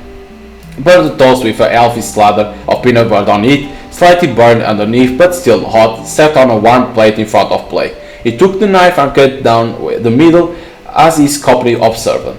That's an unusual way to do it. Picking one half of toast and eyeing it, Blake gave his reason for the precision. Perfect symmetry. I've always thought that cutting in the other way would be cutting it from the side. That to me is weird. Both enjoyed their food. Blake watched the people around them and then once Max shot out her phone to get her fix. Mouthful of food, she would say something. Someone on the archives has claimed that Kilvier killed an innocent and they have a proof. Well, it could be true. She placed her phone back down on the table. I don't know how I feel about this. Sure, it isn't true. I guess it depends on what the proof is. Then again, if you are not given the full story, you can have a proof of something and it's still not have the truth. He was starting to sound like Jonathan. I saw the no documentary last night and I just can't imagine Kilvier deviating from their morals. So you think the documentary is reliable? Let's have a look. Few searches later, Blake found out the name of the production company on his phone. It says here the production company Evident Entertainment are the largest shareholders of Clove X. And we all know Clove X are the primary sponsor for Kilvier brand image. Their job is to make Kilvier look good, great, if not awesome. You're right, I guess only time will tell. They talked some more, then headed their separate ways for the night. The next morning, Jonathan and Blake had an early morning stakeout. I've done little digging into this card plate. Really? Did you find anything? Jonathan took out the jot pad from his breast pocket and flipped a few pages. The card is registered to a flip Mr. Trout, and he registered address in this town. However, I checked the address and the property belongs to Mr. and Miss Brown in highly affluent part of Newston. Admittedly, I could be wrong, but this looks more a fake address. It seems that whoever sent you that email has coaxed you down a rather recondite rabbit hole. Blake took the reins and conducted a quick search through his phone. Tap tap, oof, tap. Yours looks spot on. Miss Brown has an imagination account. You can see numerous pictures of her husband topiary art on here, but have a look at this one in particular. Blake showed John the image. It showed Mr. and Miss Brown smiling in front of a large angel topiary. In the description say our little slice of heaven, Oz's biggest passion project at home. Hashtag top topiary, edgy art, hashtag garden angel. He scrolled down to another image which showed a gardening charity event Mr. Brown had recently organized and raised a bunch of beads for. Oz Brown isn't our guy. That's not the man I saw in the car. He is not in any of these pictures. You are getting the hang of this detective work very well. That's safe, because we passed through a lot already. Playful, before you know it will be managing you. Serious, I need to know who's behind this. Annoy, I'm not looking for your approval. No, playful. Before you know it, I'll be managing you, old man. Blake's remark was soft by the admiring smile it presented. But in all seriousness, I can't help but feel like there's something we have overlooked. Well, the truth cannot hide forever. So I guess this means this guy doesn't always take the same route, or maybe works alternating hours, or yesterday was just a complete coincidence. It might not have been a card plate. Sorry I dragged you out this morning. It's fine. It was great sitting in the cars just watching the world go by like a real stakeout. We'll both just have to vigilant. Is something on your mind? I didn't tell anyone, but it seems that some people in the office might know I'm your son. I suppose that was always likely to happen. I'd rather segregate from most of the office, but I imagine it getting around that I'm your father affects you. I don't mind people knowing. Yeah, I don't mind. I'm not really bothered by it. I'm not hiding anything. Jonathan left a smile. Neither I am, son. So, something on the phone. Blake checked his phone. From Blake? From us? Meet me tomorrow outside the abandoned computer store at 6 p.m. Alone. This match contains 2 attachments. Trout JPEG and some JPEG. He showed the message to Jonathan. This one says from me, and there's two images attached. Do you think we can save the open them somehow? Let's take every precaution. Machine will be the best for this. He took out Machine and plugged it directly to charging port of Blake's phone and extracted the file. It took minutes for Jonathan to open the image and that had been attached to the email. Okay, it has the scar, so it's the guy on the car. The first image. A square-faced, thin-lipped, middle-aged man who wore a scruffy-looking dirty brown jacket. He looked like a dodgy market tech trader who sold faulty 3D printers. Blake studied his face. I was expecting a picture of crenate gill-bearing freshwater pieces. This is him, the guy I saw in the car because of the scar in here. Doesn't look like good news if you ask me. The second image, the man in the second attached looked familiar but Blake couldn't think where from. Taking out his phone, he started up the What's It app, took a picture of the image from Jonathan's computer screen and waited for the app to load with results from the web. A new article came up with face recognition matched. It was Sam Stevens, that guy that they were saying that on news that he disappeared. The man who had been on news as missing person last week. He had recognized him in the attachment due to the stubble and bad ragged look compared to the picture shown in news report. Nerves suddenly bolted down through Blake's body as the idea of someone trying to frame him for this lit up in his mind.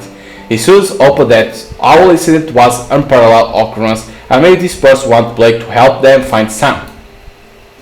Do you think this ruffian trot is the man who kidnapped Sam Stevens? He caught himself using one of Jonah's weird words and cringed.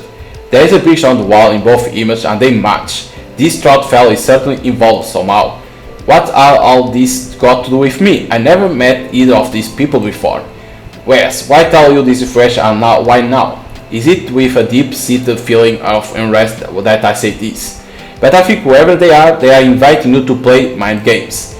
So far they have coerced you into the involved of their misdeeds, trespassing onto your online ID and taunted you through the means of poetry. None of the aforementioned events resemble any lot of benevolent impulsion. You're right, I think, but I can't just ignore the fact that someone knows where Sam Steven is. Then I'll go with you. You can't. It says I have to go alone, and I can't let you put yourself in danger.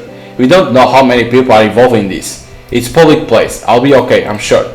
Acknowledged, but any words of misadventure and you message me right away, I'll be there. Got it. Oh, and put my car on speed dial. I will have it parked near there in case you need a quick getaway for any reason. Good idea. Thanks, that's a good idea. A tired Blake sat back on the sofa and enjoyed a cold blue beer, his screen on. It was already Thursday. The day seemed to all meld into one. Recent days have been so eventful, too eventful. The crypt message, the disturbing events, and most important, his rear with his dad, which had made him feel like he found a part of himself again. Many hours passed and Blake slept like what could only be explained as a baby lock. The shimmy persisted on his phone woke him. It was 1 p.m. All the strange occurrences had left him wary. 6 p.m. came around quickly. Blake filled his spare time with a visit to the communal gym in his complex, shower and lunch before leaving. No one there on the corner. Unvexed, he decided to give it a while just on the off chance. Trying to avoid eye contact, he spotted Harry walking in this direction. As she got closer, he realized it was in that they would exchange niceties. Greeted with a hug, Blake became concerned that she might hang around and this wasn't a good time. Let's save. Okay, so she is in here. Hiya, I'm so excited that we are going to the cinema. I was thinking we could go see Gloomy Night.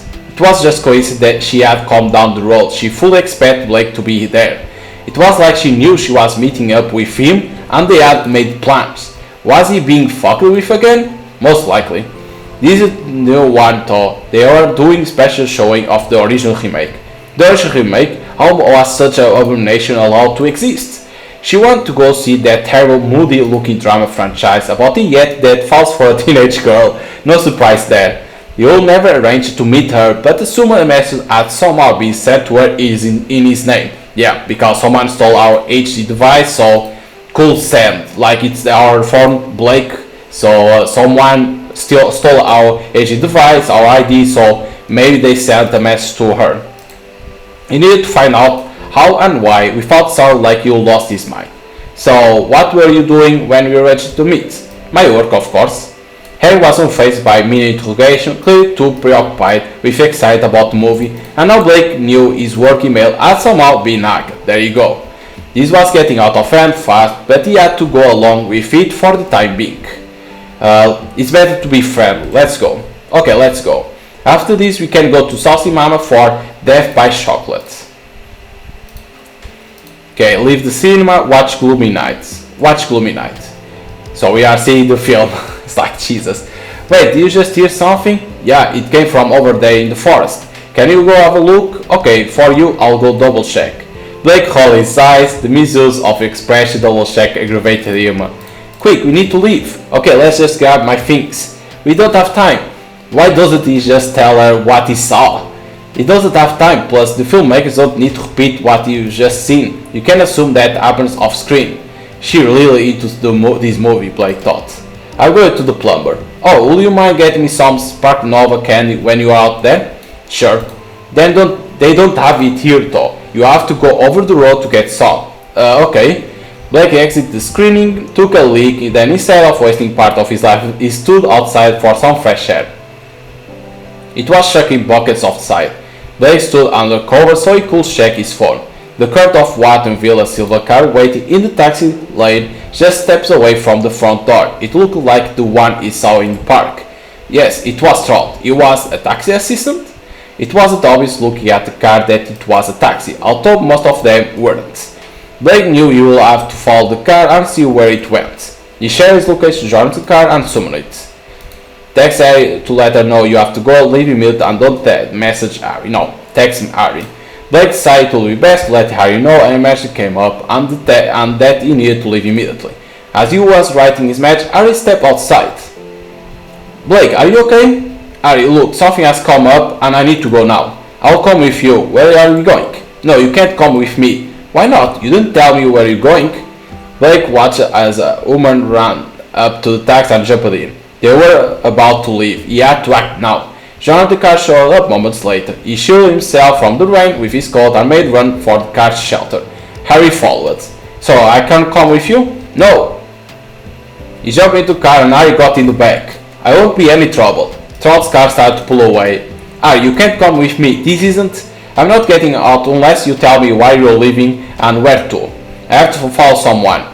Blake couldn't leave it any longer, otherwise the car will go out of sight. He realized an adrenergic sight. Am I really going to do this? Do what? Look, just be quiet and try not to touch anything.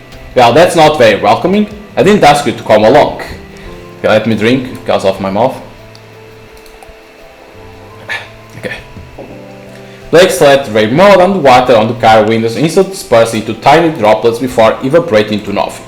Manual mode selected. It was nearly in order for Blake to towel behind without being seen by keeping her car in between them the whole journey.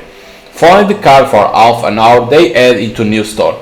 The car stopped outside a large house and the woman just jumped out. She had been left out of the car. That was a good sign. Who is she? I don't know. Then why did we follow her here? We are following the driver. Oh! Are you undercover cop or something? No, it's a long story. I just need to know where he's going. The car started on its way again. The sun had retreated, so Blake was hoping Trout will finish his shift. Otherwise, this could go on all night. All the anticipation and waiting was giving him a headache, but it didn't deter him. Patience paid off, and after another 45 minutes, they ended up west, in the decrepit part of Newstone, or as they call it, Newstown. Crime was rife, femme fatales and prostitutes aplenty, and the tech was beyond the time. So in this part of Newstone that they call Newstown, there is a lot of crime, prostitutes, and the technology is beyond time, so they are bad in technology.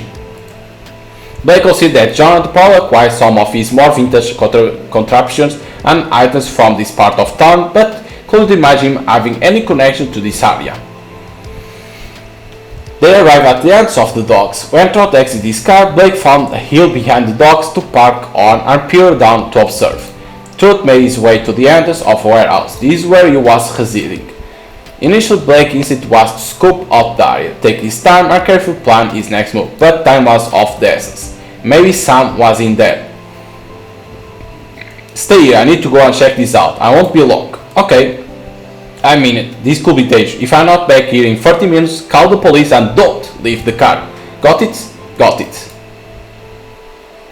Blake clenched his fist, his heart was punched just as hard as he envisioned cracking on that door. He took a deep breath and tried to remain calm as he approached the warehouse.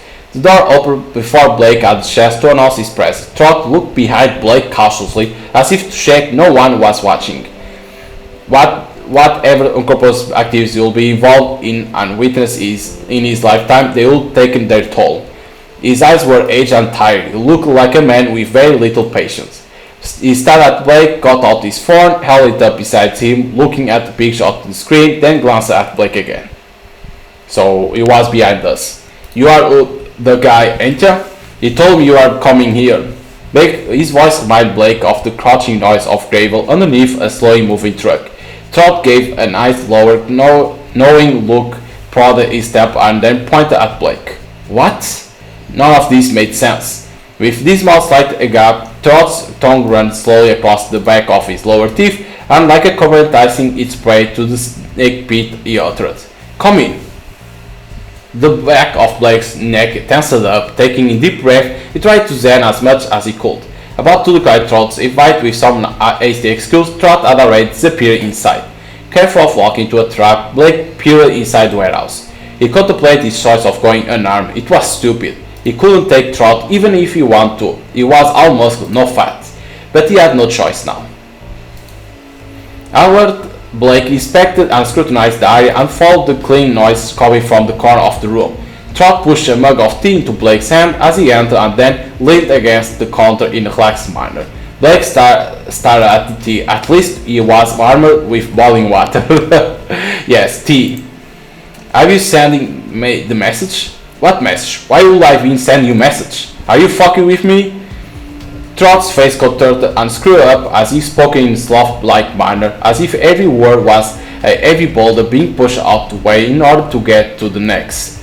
Blake was lost. Where's Sam Stevens? Blake gripped tightened around the handle of the mug. I did my bit, the boy's being dealt with, but let's get this one thing straight. You do your bit and I do mine. If I see you telling me again, the deal is off. Now let's stop all this fucking out. You got my mola? Visibly agitated, Trot tapped his shoulder and tilted his head to the side, releasing a disconcerted loud crack in his neck. Blake placed his cup down on the table. If things were about to escalate, he might need both hands. Where is Sam Stevens? Take me to him, now! Mate, I can't do you his body, it's gone. I got rid of it like I just told you.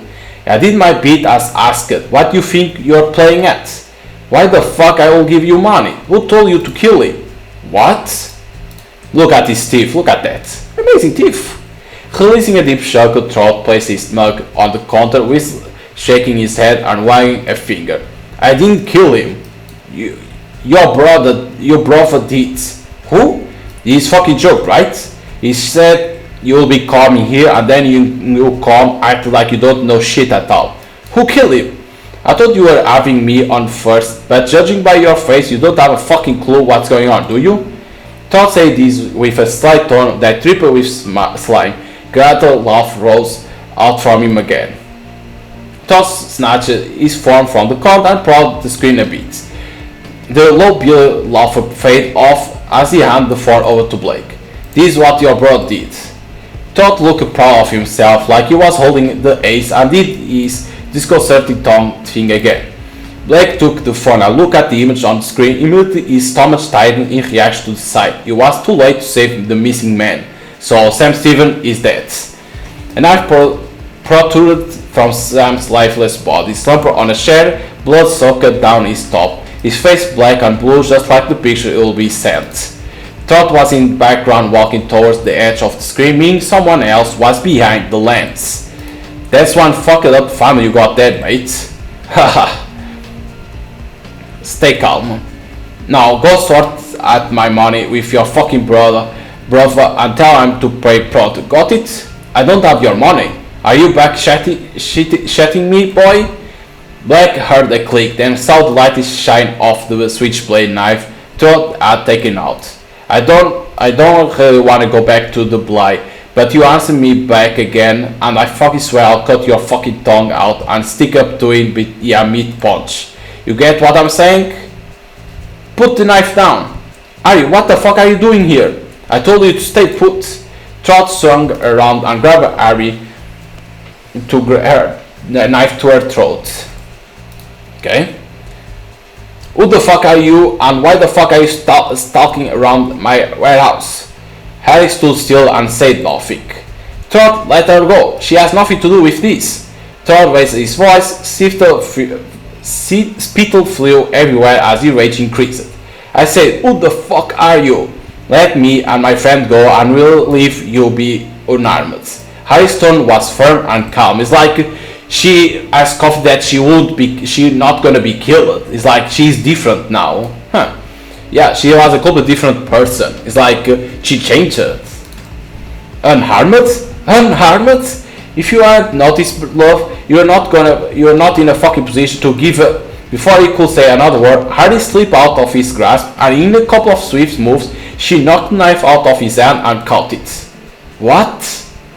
Huh? Twirling around behind him faster than he could process, she hit him on the back of the head with the knife handle. He fell into a pile onto the ground. Did you just kill him? No, he's just out cold. We should leave before he wakes up. Okay then. How can she do that? What the hell just happened? I'm stopping him from killing you. He wasn't going to kill me? How do you know? I don't, that's not the point.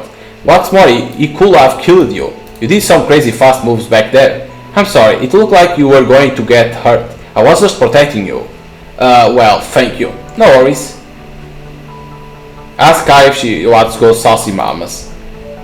Well, how about you get some shock tales, check off some of these nerves? I mean, she didn't sound her normal, enthusiastic self. There wasn't much talking for the rest of the journey back. They both needed some time to process what had happened. They are my favorite. Blake pointed towards an empty table. Okay, Harry made a beeline for shock tail counter and I was already out of earshot. Blake sat down outside the bar. Moments later, Harry came rushing back holding 2 sundaes, then set one down in front of Blake. And here it is, death by chocolate. She sat down opposite Blake and stared at Sunday for a moment, holding a long, dainty dessert spoon. Blake could tell she was savoring the moment like it was some sort of ritual of gratitude. Okay, but still she didn't say how she did that. Thanks, that's sweet of you get me one. Let's say this. Thanks, really sweet of you get me one, no? It's not bad, you are going to love it, trust me. Harry had her first taste of death by chocolate and rolled her eyes. Do you know that there is a red fruit from Castor that tastes just like chocolate ice cream? No, not heard that before. Who told you that? I've tried myself. She took her phone and a few moments later on what seat she was showing Blake the information. It looked legit. Look surprised. I am surprised. Why? Blake took a closer look at the information. Well, it says that it's only available on the shadow web and don't look like the sort will go on there. Interesting. Could be her infiltrated cop because she had that maneuvers against the throughout shadow web. So, can be an infiltrated cop. Harry smiled and raised her eyebrows. People are almost always never how we expect them to be. That's certainly been the case this evening. That, and you are the only person I know that will use the shadow web for buying ice cream flavored fruit of all things. Harry laughed and threw an napkin at Blake, which hit him square in the face. She looked embarrassed and he hid her mouth with her hands. Sorry, it's okay, I deserve it. But no, I didn't get from the shadow web. I visited a small local food hut in Castor. You have been to Castor? Yes, among other places. Don't look so surprised. Everyone was nice, so nice and accommodating. A chef presented it to me and told me that only those with true heart can express the sweetness of yama fruit. And what about those that don't have a true heart? Well, I don't know for certain, because as you can see, I'm true of heart. But for those that aren't, I was told it leaves a bad taste, and for long depends on what you have done in the past. And what does it mean exactly to be true of heart? Harry appeared seriously deep into thought over the question Blake had just posed to her. She was idly prodding her ice cream with a spoon, not really paying attention to how fast it was melting. Someone who strives to do good. So you're always good? What about when you knock out that guy back then? I was saving you. It doesn't count if it's for a good cause. That's true. Blake straightened the napkin on the table and there was a calmness in the air. Blake made sure to get Harry back home safely. As he sat in the car alone, the dread sunk in. He would fail it. He had let Sam die. Not only that, but apparently by the hands of his own flesh and blood. The revelation that he had a brother, was too much to comprehend. So we have a brother, it seems. But why Jonathan never said about that? That's interesting. The burning question was this all a big misunderstanding or had Jonathan kept the secret from him? Did he really have a brother that Jonathan failed to mention? The picture Jonathan had given him on the USB didn't show a brother. Would Jonathan have gone to the trouble of editing him out, like I said in the beginning? That didn't seem right. Unless at the time his brother hadn't been born yet. That's true too. That's true. There's a lot of possibilities. The rain tapped at the windows as Blake pulled up to Jonathan's house. He didn't intend to go home, but he couldn't wait. He had to know. Okay, so message Blake's phone started ringing and no number showed. Due to the most recent events, you worked up to the course to answer. Hello? But, hello, you may be eligible to claim for a recent accident. Blake suspected from the robotic intonations of the voice it was a primitive call center droid. Who programmed you? I was created by MMI Sherlock program. I will now assist you with your claim. Please, can I take your full name? It's pronounced eligible, not illegible. Thank you, eligible. Your claim reference number is... Blake hung up and shook his head angrily. As much as he preferred droids to act more human than robotic, the programs could at least get a such small grammatical detail correct. Yeah, that's true. He shrugged at the thought of how many times a day the electronic voice will say that line. Okay, Blake, there you are. Is everything okay? What happened? Is there anything you want to tell me? Jonathan looked confused and worried but didn't offer any dialogue. Am I to tell you forget to mention when you told me you are my dad's? Jonathan still looked mystified and shook his head shrugging aside. I don't know what you are asking me, son. You look like you could do it with a drink. Jonathan moved to the drinks cabinet and poured 2 glasses of neat whiskey, handing one over to Blake. The calmness that exuded from Jonathan started to ease Blake out of his tense state. How about that I have a brother? You don't have a brother. Why would you think that? I found Trot and confronted him. He told me that my brother killed Sam Stevens. Blake took a sip of the whiskey. The liquor was bitter and made him shake his head unvertedly. He seemed pretty certain of it, and I know I don't have a brother with my adopted family, so what was he talking about? I don't know, could he have confused you with someone else? Did he ask your name or identify you in a way anyway? So you swear I don't have any siblings? I swear. Blake sighed, partly out of relief and partly out of feeling like he was back to square one. Then at least tell me about Mom. And what happened? Where is she? George appeared a little uncomfortable. There was a sea of emotion behind his eyes. I don't think so. Maybe another time, Blake. Insists. Yeah, we want to know about our mother, because he never talked about the mother. I can see you are hurt, but please tell me. I need to know about my family. George downed the remaining whiskey in his glass. Okay. George shuffled his weight as if to balance his thoughts. Your mother and I went through a rough patch when you were 6 years old. His eye flickered up with intensity and fixed onto Blake. I suffered from persistent migraines. I was working hard on computers for lengthy periods, striving to build my own copy, to begin my legacy. I became a cantankerous bastard, I know that. And your mother, she was lovely and the patient of a saint. I worked so hard that it felt like someone was slowly sticking pins into my back, and each time it made me flinch. It felt like I was fucking Hedgehog, I mean. At this point, Jonathan got up, took the whiskey bottle and topped up their glass. They could tell from Jonathan's language that alcohol had started to take effect, and he warmed to the fire it had ignited in the old man's fatigued eyes. One night, your mother, Rachel, attended a friend's dinner party, so I stayed home to look after you. It was a difficult night. You were young and restless. just as children are that age. Blake was amused by Jonathan's use of archaic words. No one said children or mother, but Blake knew what he meant and was intrigued to hear more about Rachel. I finally got you settled down and I was watching you fall asleep. The morning after, I remember very clearly. You told me to our room complaining about a painful eye. I was still mid-slumber. Your mother started questioning me in a shrill voice, interrogating me about what had happened last night. We had a camera set up in the hallway outside your bedroom. We checked it and saw I would put you to bed, and at the time you were fine. You never left your room. Needless to say, I didn't need a coffee to wake me up from my sleep. I couldn't appease her. I didn't have the answers she so desperately needed. You were a whippersnapper. I assumed you must have woken in the middle of the night and knocked into something. She thought the worst. And what else could she think? Rachel feared that I would raise a hand to you when I put you to bed. But I would never, ever harm you, so I was hurt that she would even consider such an idea. Blake didn't but was what whippersnapper was. He could take a guess, trying to avoid the use of old terms at work wherever possible, but around Blake he could be himself. You were upset and confused, and so was I. The accusation flew back and forth, and our relationship deteriorated between myself and your mother. Over the next few days, you had an unexplained bruise appear on your body and around your neck. We will ask you what happened, and you will tell us that you didn't remember. Your memory problems got worse, and the relationship between myself and your mother became irreconcilable. So we had, when you were young, we had some memory problems. Very interesting that.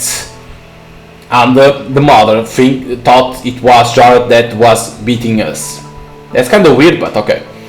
After writing economist exchange of words, your mother made the decision to go and stay with her parents up in Hollowwood, a good 3-hour drive away. The atmosphere had changed. Jared looked glum as he gathered his thoughts as stillness took the flow of conversation. Downing his drink, Blake offered to break the quiet and get Jared a top-up. On his return, Jared had enough time to muster up the courage to continue his story. She, of course, took you with her, but you didn't arrive at her parents' house that day. Her parents contacted me and I contacted the police. No one had heard from her. A search party was rolled out that evening. A few hours later, within the early hours of the morning, the car was found parked on the side of the main road leading to Hollowwood, with you curled up in the back fast asleep. The car had broken down, so they think she must have gotten out to flag down help. Then, well, who knows? She was nowhere to be seen. Maybe she asked some hitchhike to get away from that life that she had, or she was kidnapped, right? Can be a lot of things. It was a blessing that they found you. Relief doesn't even begin to explain how I felt when they told me you were safe. But they never found her. There you go. Nobody knows where she was, she's dead or what. The authorities advised that it was highly likely that she would be abducted and presumed dead. My poor Rachel. As his eyes welled up with tears, he quickly looked to the side and blinked them away. I'm so sorry that you'll never get to see her again. It was a lot for Blake to process. He felt like he had gained so much and lost it all in one go. Why don't I remember all of this clearly? Part of me thought you might recognize me when you first joined ICC, but now I can see a lot of this information is new to you. I put it down to the memory issues we were having around that time. He didn't ask for any more information, but they stayed up late and talked. They caught up the missing years, the things they had done together. They compared their travels, likes and dislikes, and mused on life's mysteries. Time slipped away quicker than they had anticipated. You need to get some rest. You are looking rather disheveled. Understandably so. A serious slumber will refresh your focus for tomorrow. John set up a spare room for Blake and insisted he sleep there for the night. The sofa stress, the pillow and mattress felt like sinking into a cloud made of marshmallows. And of course, it was one of those high-end smart beds with its own e-screen and inbuilt console. Blake had one of the best night sleeps he had in a long time. Morning came and Blake decided to head home. On his way back, he checked his phone. One message from Orlo. Hey Blake, fancy going for a drink with me tonight at Saucy Mama's? Accept. Okay, with Orlo now. Very interesting knowing our pasts. Very interesting. Can be our mother that is doing. Can be. Ah, the best table. Why is that? When you look at the bills as floor plan, this seat right here, it's almost the perfect equal distance in order to get the bar or plumbers, that and with where the speakers are placed. Or will point to the six small boxes dotted around the room. This music is at a ideal level here so that you don't have to shout. He smiled and gave cheeky eyebrows raised. Then he went back to his relaxed manner, sitting back comfortable and confident. Anyway, enough about the aesthetic in here. What do you think of ICC so far? I like it. I mean, it's ICC. I'm so lucky to have got this job out of all those who applied. I felt like I won jackpot against all odds. But now, I'm not sure it was just luck, yeah, because the CEO is our father. Orlo smiled and shook his head. You're right, it wasn't luck, it was your talents. You're the best candidate for a job and they were right to choose you. Thank you. For where I'm sitting, it seems like you are doing a good job so far. And what about that Max? She's a bit much, right? Never shuts up. He winked and chuckled, then brushed his hand over his own chin. I'm kidding, I love the girl, really. I know, you two make a good team. It's nice seeing everyone get on so well. You two do chat a lot in all. It will be nice to have some peace and quiet sometime. You cheeky bastard. The remark made Blake laugh as he eyes scanned the drinks behind the bar. What do you like to drink? Orlo looked up to the side with his hand cupping his chin, his eyes lit up in what seemed to be a light bulb moment. You see the cocktail mark over there? He twitched his head in direction towards the end of the bar. The big neon thing with large sign that reads cocktail mark. He could see Orlo's speech that he was enjoying the witty responses. If you make me a cocktail, I'll read your fortune based on your choice. Okay, it's a deal. Okay, so what we do? What means this glass? Okay, different type of glass. Let's make like this. Flavor. Let's make a banana and watermelon. Seems good, right? And put some ice cubes. Submit. And let's put weird drink. Weird drink. Let's see what you got.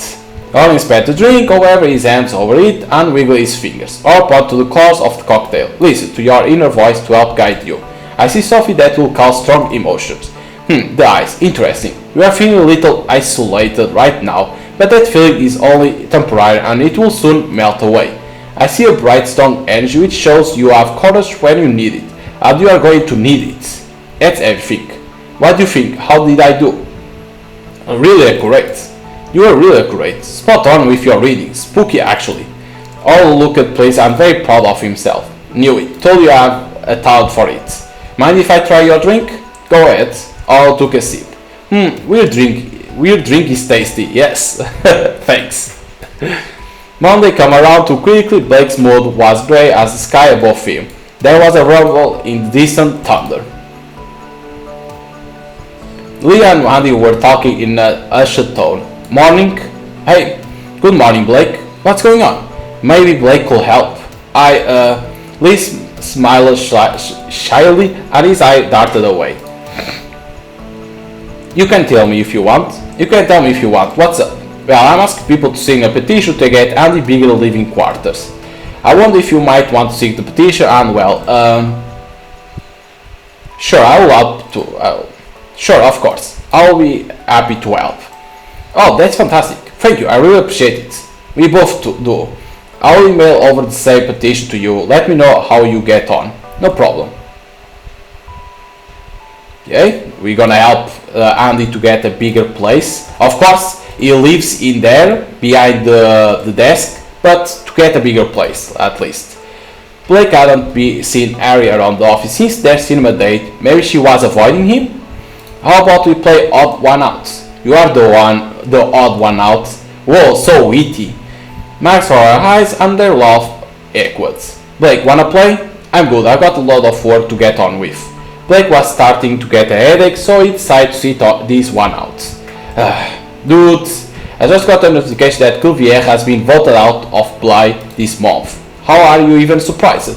They get selected to leave every time they are up for the vote. It says here there's a newbie who will be joining the show next month and is a Newstone local. Someone called Oz Brown. Never heard of him. Huh? Blake instantly recognized the name. Did you say Oz Brown? Yeah, just checking what's it. It says that Oz Brown, Newstone resident, renowned for his imaginative and revolutionary topiary artwork, was sentenced with murder and public arrest for stabbing his wife to death and causing disturbance by shouting at school kids with mutilating his own face. Blake didn't know what to think. The man had looked so happy living perfect life in the picture you'll see on Imagination. The room went quiet. Phew, okay, well that's dark. Not gonna lie, that's very vain. No, Earl, we have talked about this. Anyway, I wonder what the damage is to his face. I guess we'll find out when we watch it. If it's bad, I give him no more than 3 rounds before he's voted the cut. Blake didn't waste his life watching The Bly, the popular screen reality show set on Broad Lane Island, the place where the worst criminals were imprisoned. Each month, one inmate will be voted out by the public and set free, usually Cuvier. And another was voted cut, meaning they were never seen again, so they were killed. One that was voted out, and it was always Cuvier, other that was cut, that meaning he was killed, is what it seems. Blake knocked on Jonathan's door. Come in. Blake, welcome. Is Jonathan around today? He's away at the meeting this morning. Is there anything I can help with? Oh no, it's okay. Do you have a few minutes to spare right now by any chance? I wonder if we might have our lead catch up. Oh sure, why not? Brilliant. How are you finding it here so far? I really like it. I really like my job. I get on well with my colleagues and I feel secure here. Great, that's what I really like to hear. Where do you see yourself in 5 years' time? Still working here, doing what I'm best at. I'll be taking over Jonathan's job. I have no idea. Because you should never think in front. You need to live in the present. Is what I think, at least. Honestly, I have no idea. I know what you mean. So many choices, so many paths. Sometimes even when you have a plan, you look back 5 years later and wonder, how on earth did I get here? That's not to say it's not a good idea to have a plan though. What would you say is your greatest weakness? Attention marks are always distracting me, timekeeping. Poor timekeeping. When I get stuck into something, the day whizzes by. Welcome to my world, I know the feeling well. It seemed that Rai had run out of questions. She became distracted by the trickles of rain that were connected with each other and winding down the window. She looked comforted by the warm coffee mug cupped between her hands. I swear it rains so much in this part of Newstone. If the city had its own personality, I wouldn't know if the central Newstone was trying to wash away its own sadness or allow in it. Maybe eventually it will drown in its own despair. Probably. Hey, I enjoyed your drinks yesterday. Orl was alone for once. He smiled, but it wasn't his normal happy smile. It looked like something was bothering him. Me too. How is it going? Okay, I guess. Ask Orl what's wrong. You seem quiet. Something bothering you. Wanna talk? It's just between me and you. Max watched The Bly because she's in love with Cuvier. The only reason I watch show with her is because my dad is in there. In Bly. Okay, interesting. I get to visit us every 6 months. Apart from that, the only way I get to see him is by watching the show. Every few months, Cuvier goes back in Bly for killing someone and gets voted out again. My dad is a good man. He tried to protect someone a long time ago and things went wrong. I don't know if he will ever get voted out. I just hope he never gets the cuts. Oh man, I'm sorry, I had no idea. No, well, not even Max knows about it. Please, so don't mention it to anyone. No, I won't. I can see why it will bother you though. I hope he gets voted out soon. Thanks. Okay, so the father of Orl is in that place too. Exhausted by a day full of complex queries and an enormous effort to finish up the latest project, Blake was finally ready to leave. You'll see the cleaners come and go in the time he was there, but others had stayed late too. They enjoyed the odd evenings of camaraderie, working late together. The atmosphere felt more relaxed and they usually order in food. Not to mention they got the time back. Long day. Andy shivered in sincere tone as he saw Blake in the foyer. It was almost 7 and Blake usually left around 6. Don't I know it? The clock strikes 7. Time for me to pack up. Andy gave his signature crick-nosed smile. He closed down his system at the front desk and turned around, disappearing into the room behind the counter. Blake couldn't just about see flicks of ray outside in the darkness. As he stepped outside there, smelled fresh. His heels made a satisfying clicking sound against the wet stone steps and he made his way toward the parking lot. A strange whirring noise came from above, unlike any rain he had heard before. The sky rose a dull metallic darkness overhead. At the front of the building, Blake could make out something on the ground a few feet ahead. The rain started to fall, restricting his vision. Now getting close, he realized it was an unconscious worker, the identity unclear in the rainy darkness. "Hey, are you okay?" Blake shouted out, but there was no response, no movement. As he got close, the annoying noise grew louder. It was coming from above. When Blake looked up, he couldn't make it out at first. That was until 7 blinding red lights beamed down at him. He moved back away and raised his arms to shield his eyes as he attempted to assess the situation.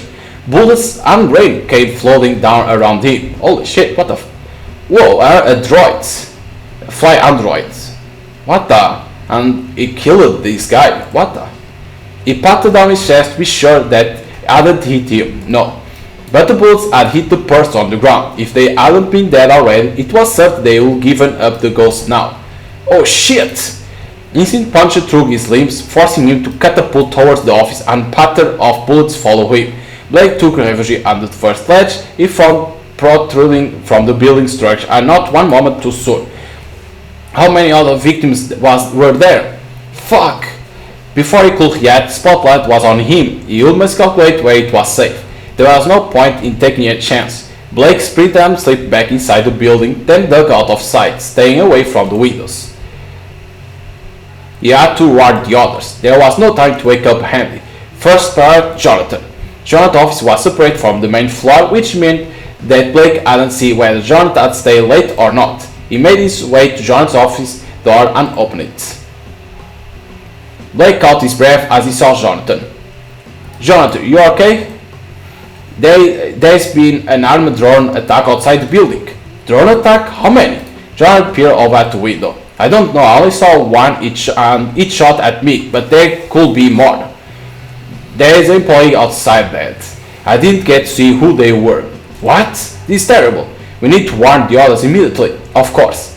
As John got up from his seat, a red light shone into the room and the drone appeared on the other side of the glass. "Quick, move!" Blake couldn't help but imagine the next moment as an action film. Everything felt like it was on slow motion.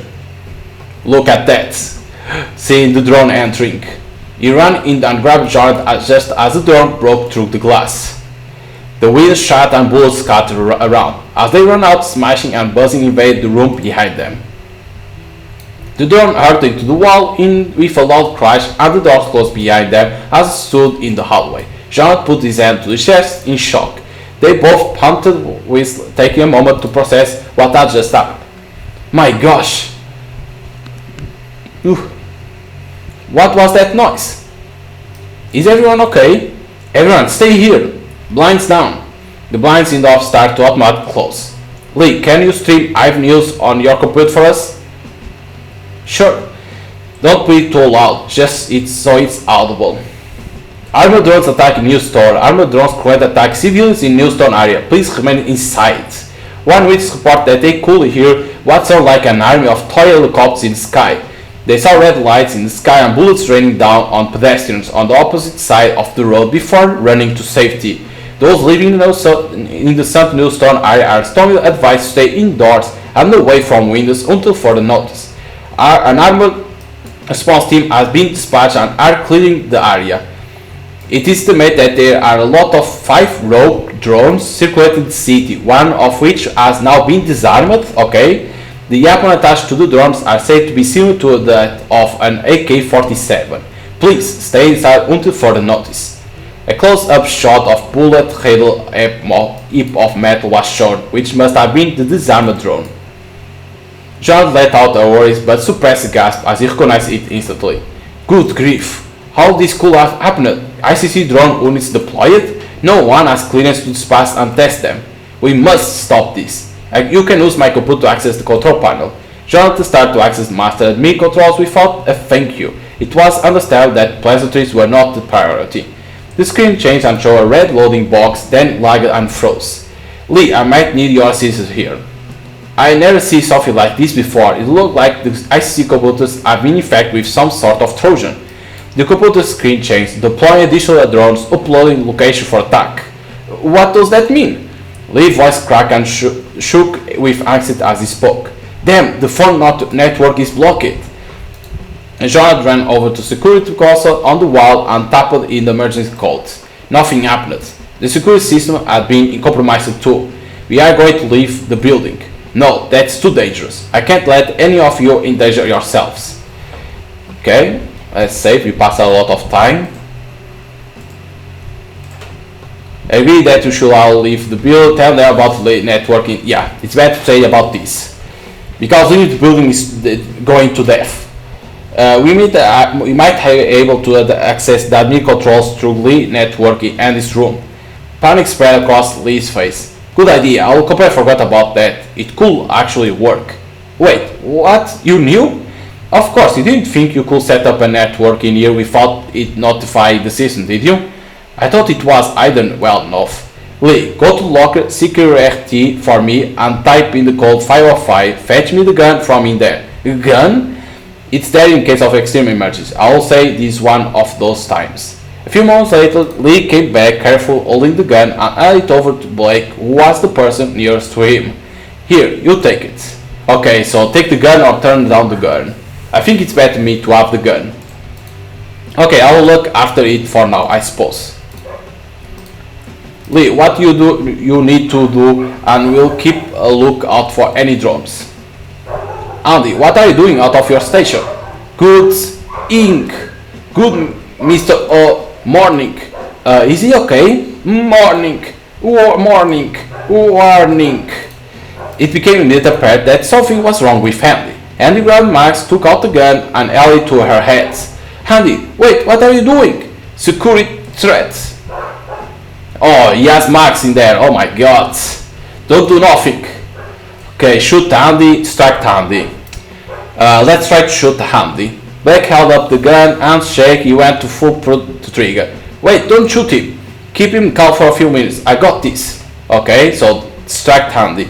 Andy, remember me? Blake, we are friends. Morning, threat detected. Good morning, Andy. Wait, can you check the lost and found drawer for me? What have you lost? You and Andy's sound shut down. Lee came out of the back room. It worked? Oh, thank God, we saved Max. Thank God. Whew. Thanks. Orly ran over and caught Max, helping her to sit down. You are okay. Max was in shock but unarmed, of course. All of the drones were out through the admin console. Shortly after, the police units and new reports showed up in droves. ICC was closed until further notice, with an investigation took place and extra security measures were implemented, of course. Days after this, Max decided it was time for a new start and moved away to another city, promising to keep in touch with everyone through technology. It's a shame that she decided to go to other city, but I understand at the same time too. Okay, and this, open eyes. We are again in here? Blake, what are you doing? Huh? Okay, let's save, because we passed through an intense scene. Blake opened his eyes and felt the cold air rush against his face. There was a tug on his arms as Jared pulled him away from the ledge. It felt real. This isn't a dream? What are you doing up here? I must have sleepwalked. I came to talk to you. You sent me a text saying to meet you here urgently. No, I didn't. Blake. Since the investigation took place after the drone attack, the investigators have whittled it down to someone from IC who has access to my home system. They say the city was first accessed in the middle of the night, a couple of nights before the attack. Same night you stayed over. I will never hurt someone, let alone murder someone. I could do those things. The owls, the HD device, kidnapping and killing an innocent man. I couldn't suspect you solely based on the investigator findings. But then today I received this video. Sorry. Jonah took out his phone and pressed play. The video was sent to me through the 4Reels app, so it hasn't been edited and can't be manipulated, okay? It was the video of Trot with Sam Stevens. I've seen this before at Trot's. He showed me what you've done. The video continued playing as the camera panned around to a hooded figure. Is it still going? I've seen this part before. Blake watched his belief as the figure removed the hood and the face started back at him. Okay? What the? It's us! What? What is this? It can't be real. It looked like him, but it wasn't him. There was so much hate and evil in those eyes. You can see that's like angry. Hi Blake, I guess you are wondering what the fuck is going on. Let me explain. Those days that just meld into one. The moments you can see to remember. The items you misplaced. The conversation that you have forgotten. That's me. That's when I had my time. My fun. You slept awoke. So what I think, it's a double personality that we have. So when we had headaches like that and sometimes we don't remember something, it was our the other personality coming in front, is what it seems. Because like when we wake up we were friendly, and when we pass out we are a bad guy, is what it seems. I'm a part of you. This doesn't make any sense. At first I couldn't believe my eyes. That isn't my son. That isn't Blake. I'm no IT genius. You say it yourself that whoever it was, they managed to get onto the network using your computers. I have no idea how to do that. I consider this too, but also know that you observed me checking my jotpad for the password to unlock my computers before. That's true, because we saw it and then we can go to sleep and it's in our memory, so we can remember. That's true. Writing things down is my weakness, so if by any chance you had logged into my jotpad, you'll have had access to that information. True? You have this all wrong. Blake looked at the forest footage again. Look, his eyes, they are redder than mine. That could be down to any number of facts such as wearing contacts, a change in emotions, or even the lightning. True? So you don't believe me? It's not that, but we have to look at the facts objectively. Okay? Let me save only. Wait, there's a message here with the video. I never noticed this before. It says from Cablo. Who the fuck is Cablo? It's an anagram for your name. Yup, Cablo, Blake, okay. I will remember if it was me. John's look was full of hurt and sadness as he realized something. Now I understand why the poem, The Owl and the Wood Mouse, was sent to you and what it really meant. The poem wasn't about a love story. It was sent to you because Predator and Prey live together as one, okay? He was telling us that he lives inside you. When you were young, your memory problems, the weird sleeping patterns, the bruise. He trailed off, he couldn't utter the end of his sentence. It was all inside of you. Blake? Blake? That headache. Fight it. He lives inside me? Let go. No. Blake, your eyes. He's trying to take over. Stay with me. I must fight this. Think good thoughts. Think good thoughts. Think. Think good thoughts. Think good. Think good thoughts. Think good thoughts. Okay, think good thoughts. Hope.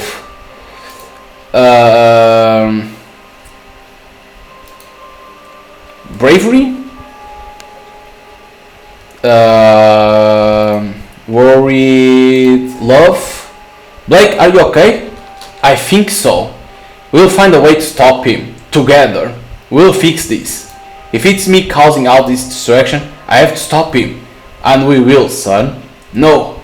Weasley is alive. I'm encouraging others. We'll run some tests and find a way to suppress him. And what if he's me? He's not. You don't know if he exists for decades. There must be a reason he's here now and we'll solve this mystery. No, it's too dangerous for you. I have to go away. Jonathan touched Blake's arm. We have to try. A sharp pain bolted through Blake's skull.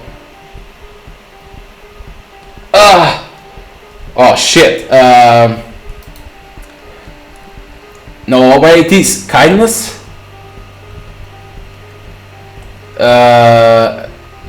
Aggression, no. Hot, sad, shit. Wait, it is something good.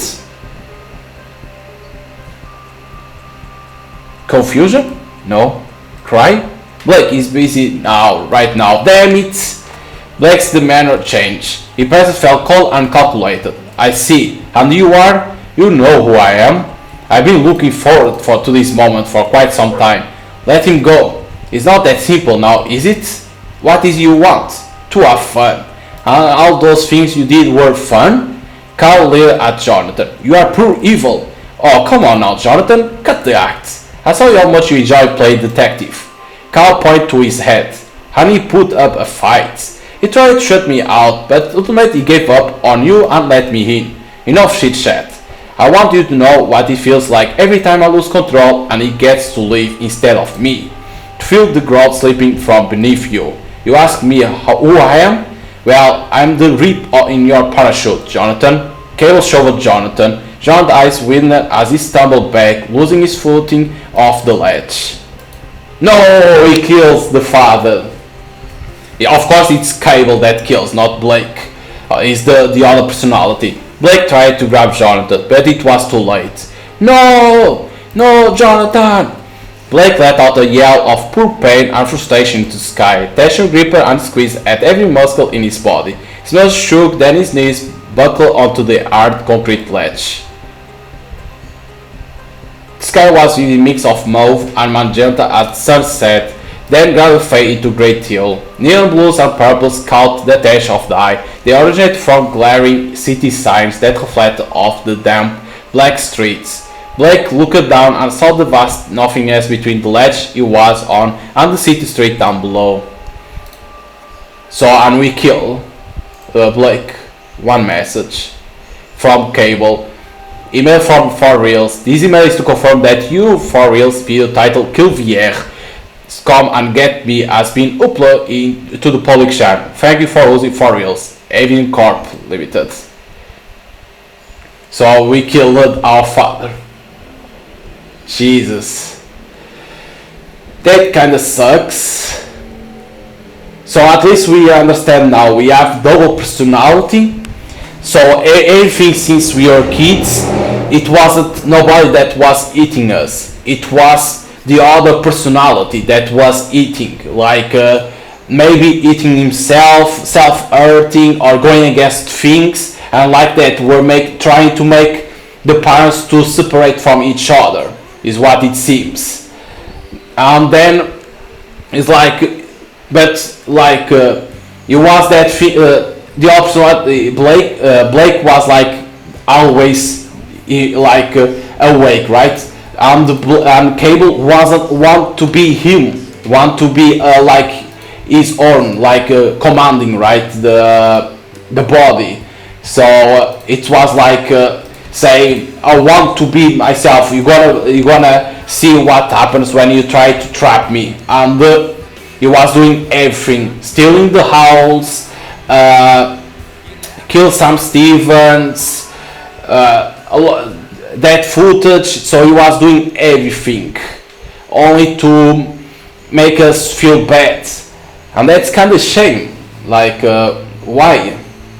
That's what it is. Why doing that? That kind of sucks, seeing that, because you wanted to be him.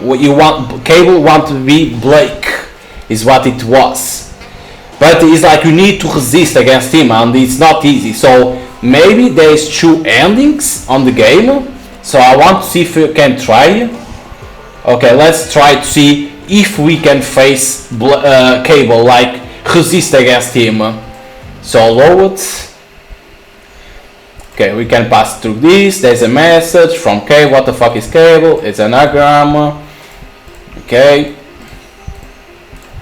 because now explaining everything. Blake, now we have to fight. Okay.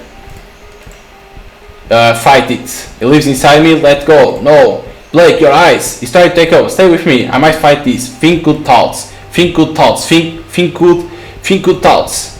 Okay. Let's see. Fast. Hope. Bravery.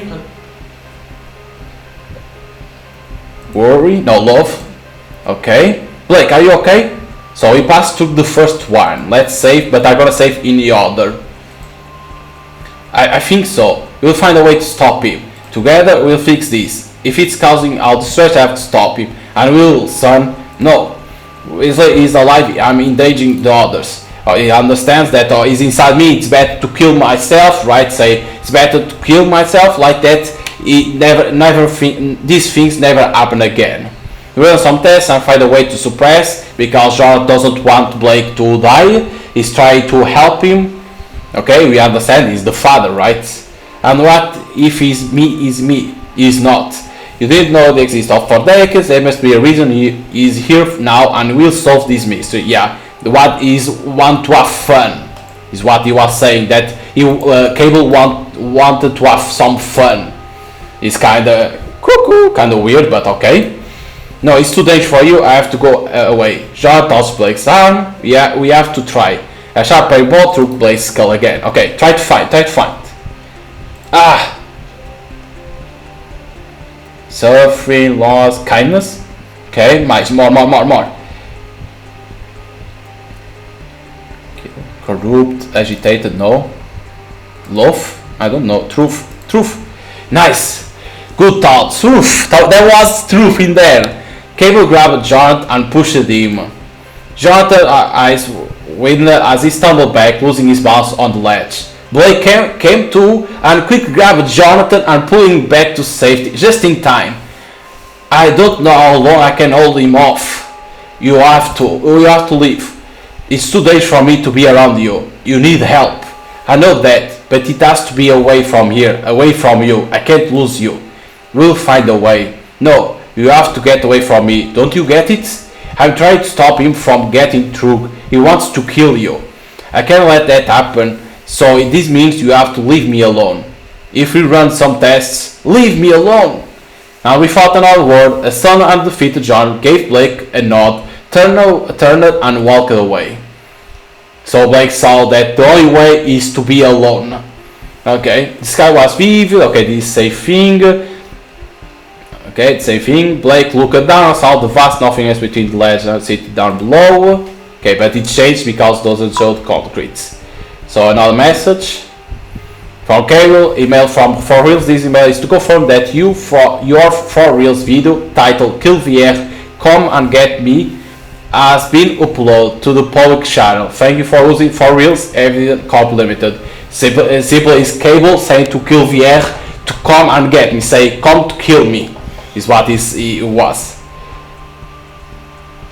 Okay, so the difference of this ending, instead of Jonathan dying, doesn't die. We only say get out, leave me alone, because maybe I can't control him anymore, and someday with you trying doing some tests like this, maybe I can't control him and he will kill you, and I don't want that. So Jonathan leaves us and we stay alone in there. So we're gonna, like, instead of being in that place, we'll be living alone, and I don't know what doing. So, but it's like two endings. I don't know if the game has other endings, because depending on your choice, right? Because there is a lot of choice, if it can change or not. I don't know, because I think they should say how many endings on Steam page the game has. It's a shame they don't say that, because I think for visual novels, if they are different endings, the developer should say like that the player knows how many endings have, because it's like you have choice, so choice can lead to different endings. Who knows, but overall is what I was expecting. A good game, a good visual novel. Like I always say, visual novels need to have good story. The story of this game is amazing, very good, because you start like expecting Chris, then Max, then Oro, and in the end it's you. You see that you have a double personality. The artwork is very good. All the characters are well drawn. Where it's like those cutscenes are well drawn too. Of course, it's in gray and black, but they are well drawn. The characters, they fit for the personalities that they have, so it's well drawn too. It's well thinked, and then you have always choice to do. I don't know if the choice affect or not to the end. I don't know that. That's the thing that I will say them to say on Steam page. It will affect or not, and how many endings exists on the game. But at least I can confirm there is two endings. One that you kill Jonathan because Cable comes up and he kills Jonathan because you want to have fun, and the other is you fight against Cable. But you say to John, to your father, to leave him alone because he doesn't know if he can suppress Cable or not anymore. But overall, very good game, a very good game. So if you want to buy the game, you can buy it already. It came on September 1st. It costs only €2 for how many hours of game? For almost 3 hours, so not bad for €2. A game like this, I think it's worth. If you are a fan of visual novel, you can go on Steam and buy it. You search Blake visual novel and there it is. If you are not like a big fan of visual novels, I will say give it a try because you're gonna have fun with the game, because you have a good story, good artwork, some mini games too. So I will say give it a try because it's gonna be worth to play the game. So hope you guys enjoy the playthrough of Blake visual novel. See you guys next time. Bye.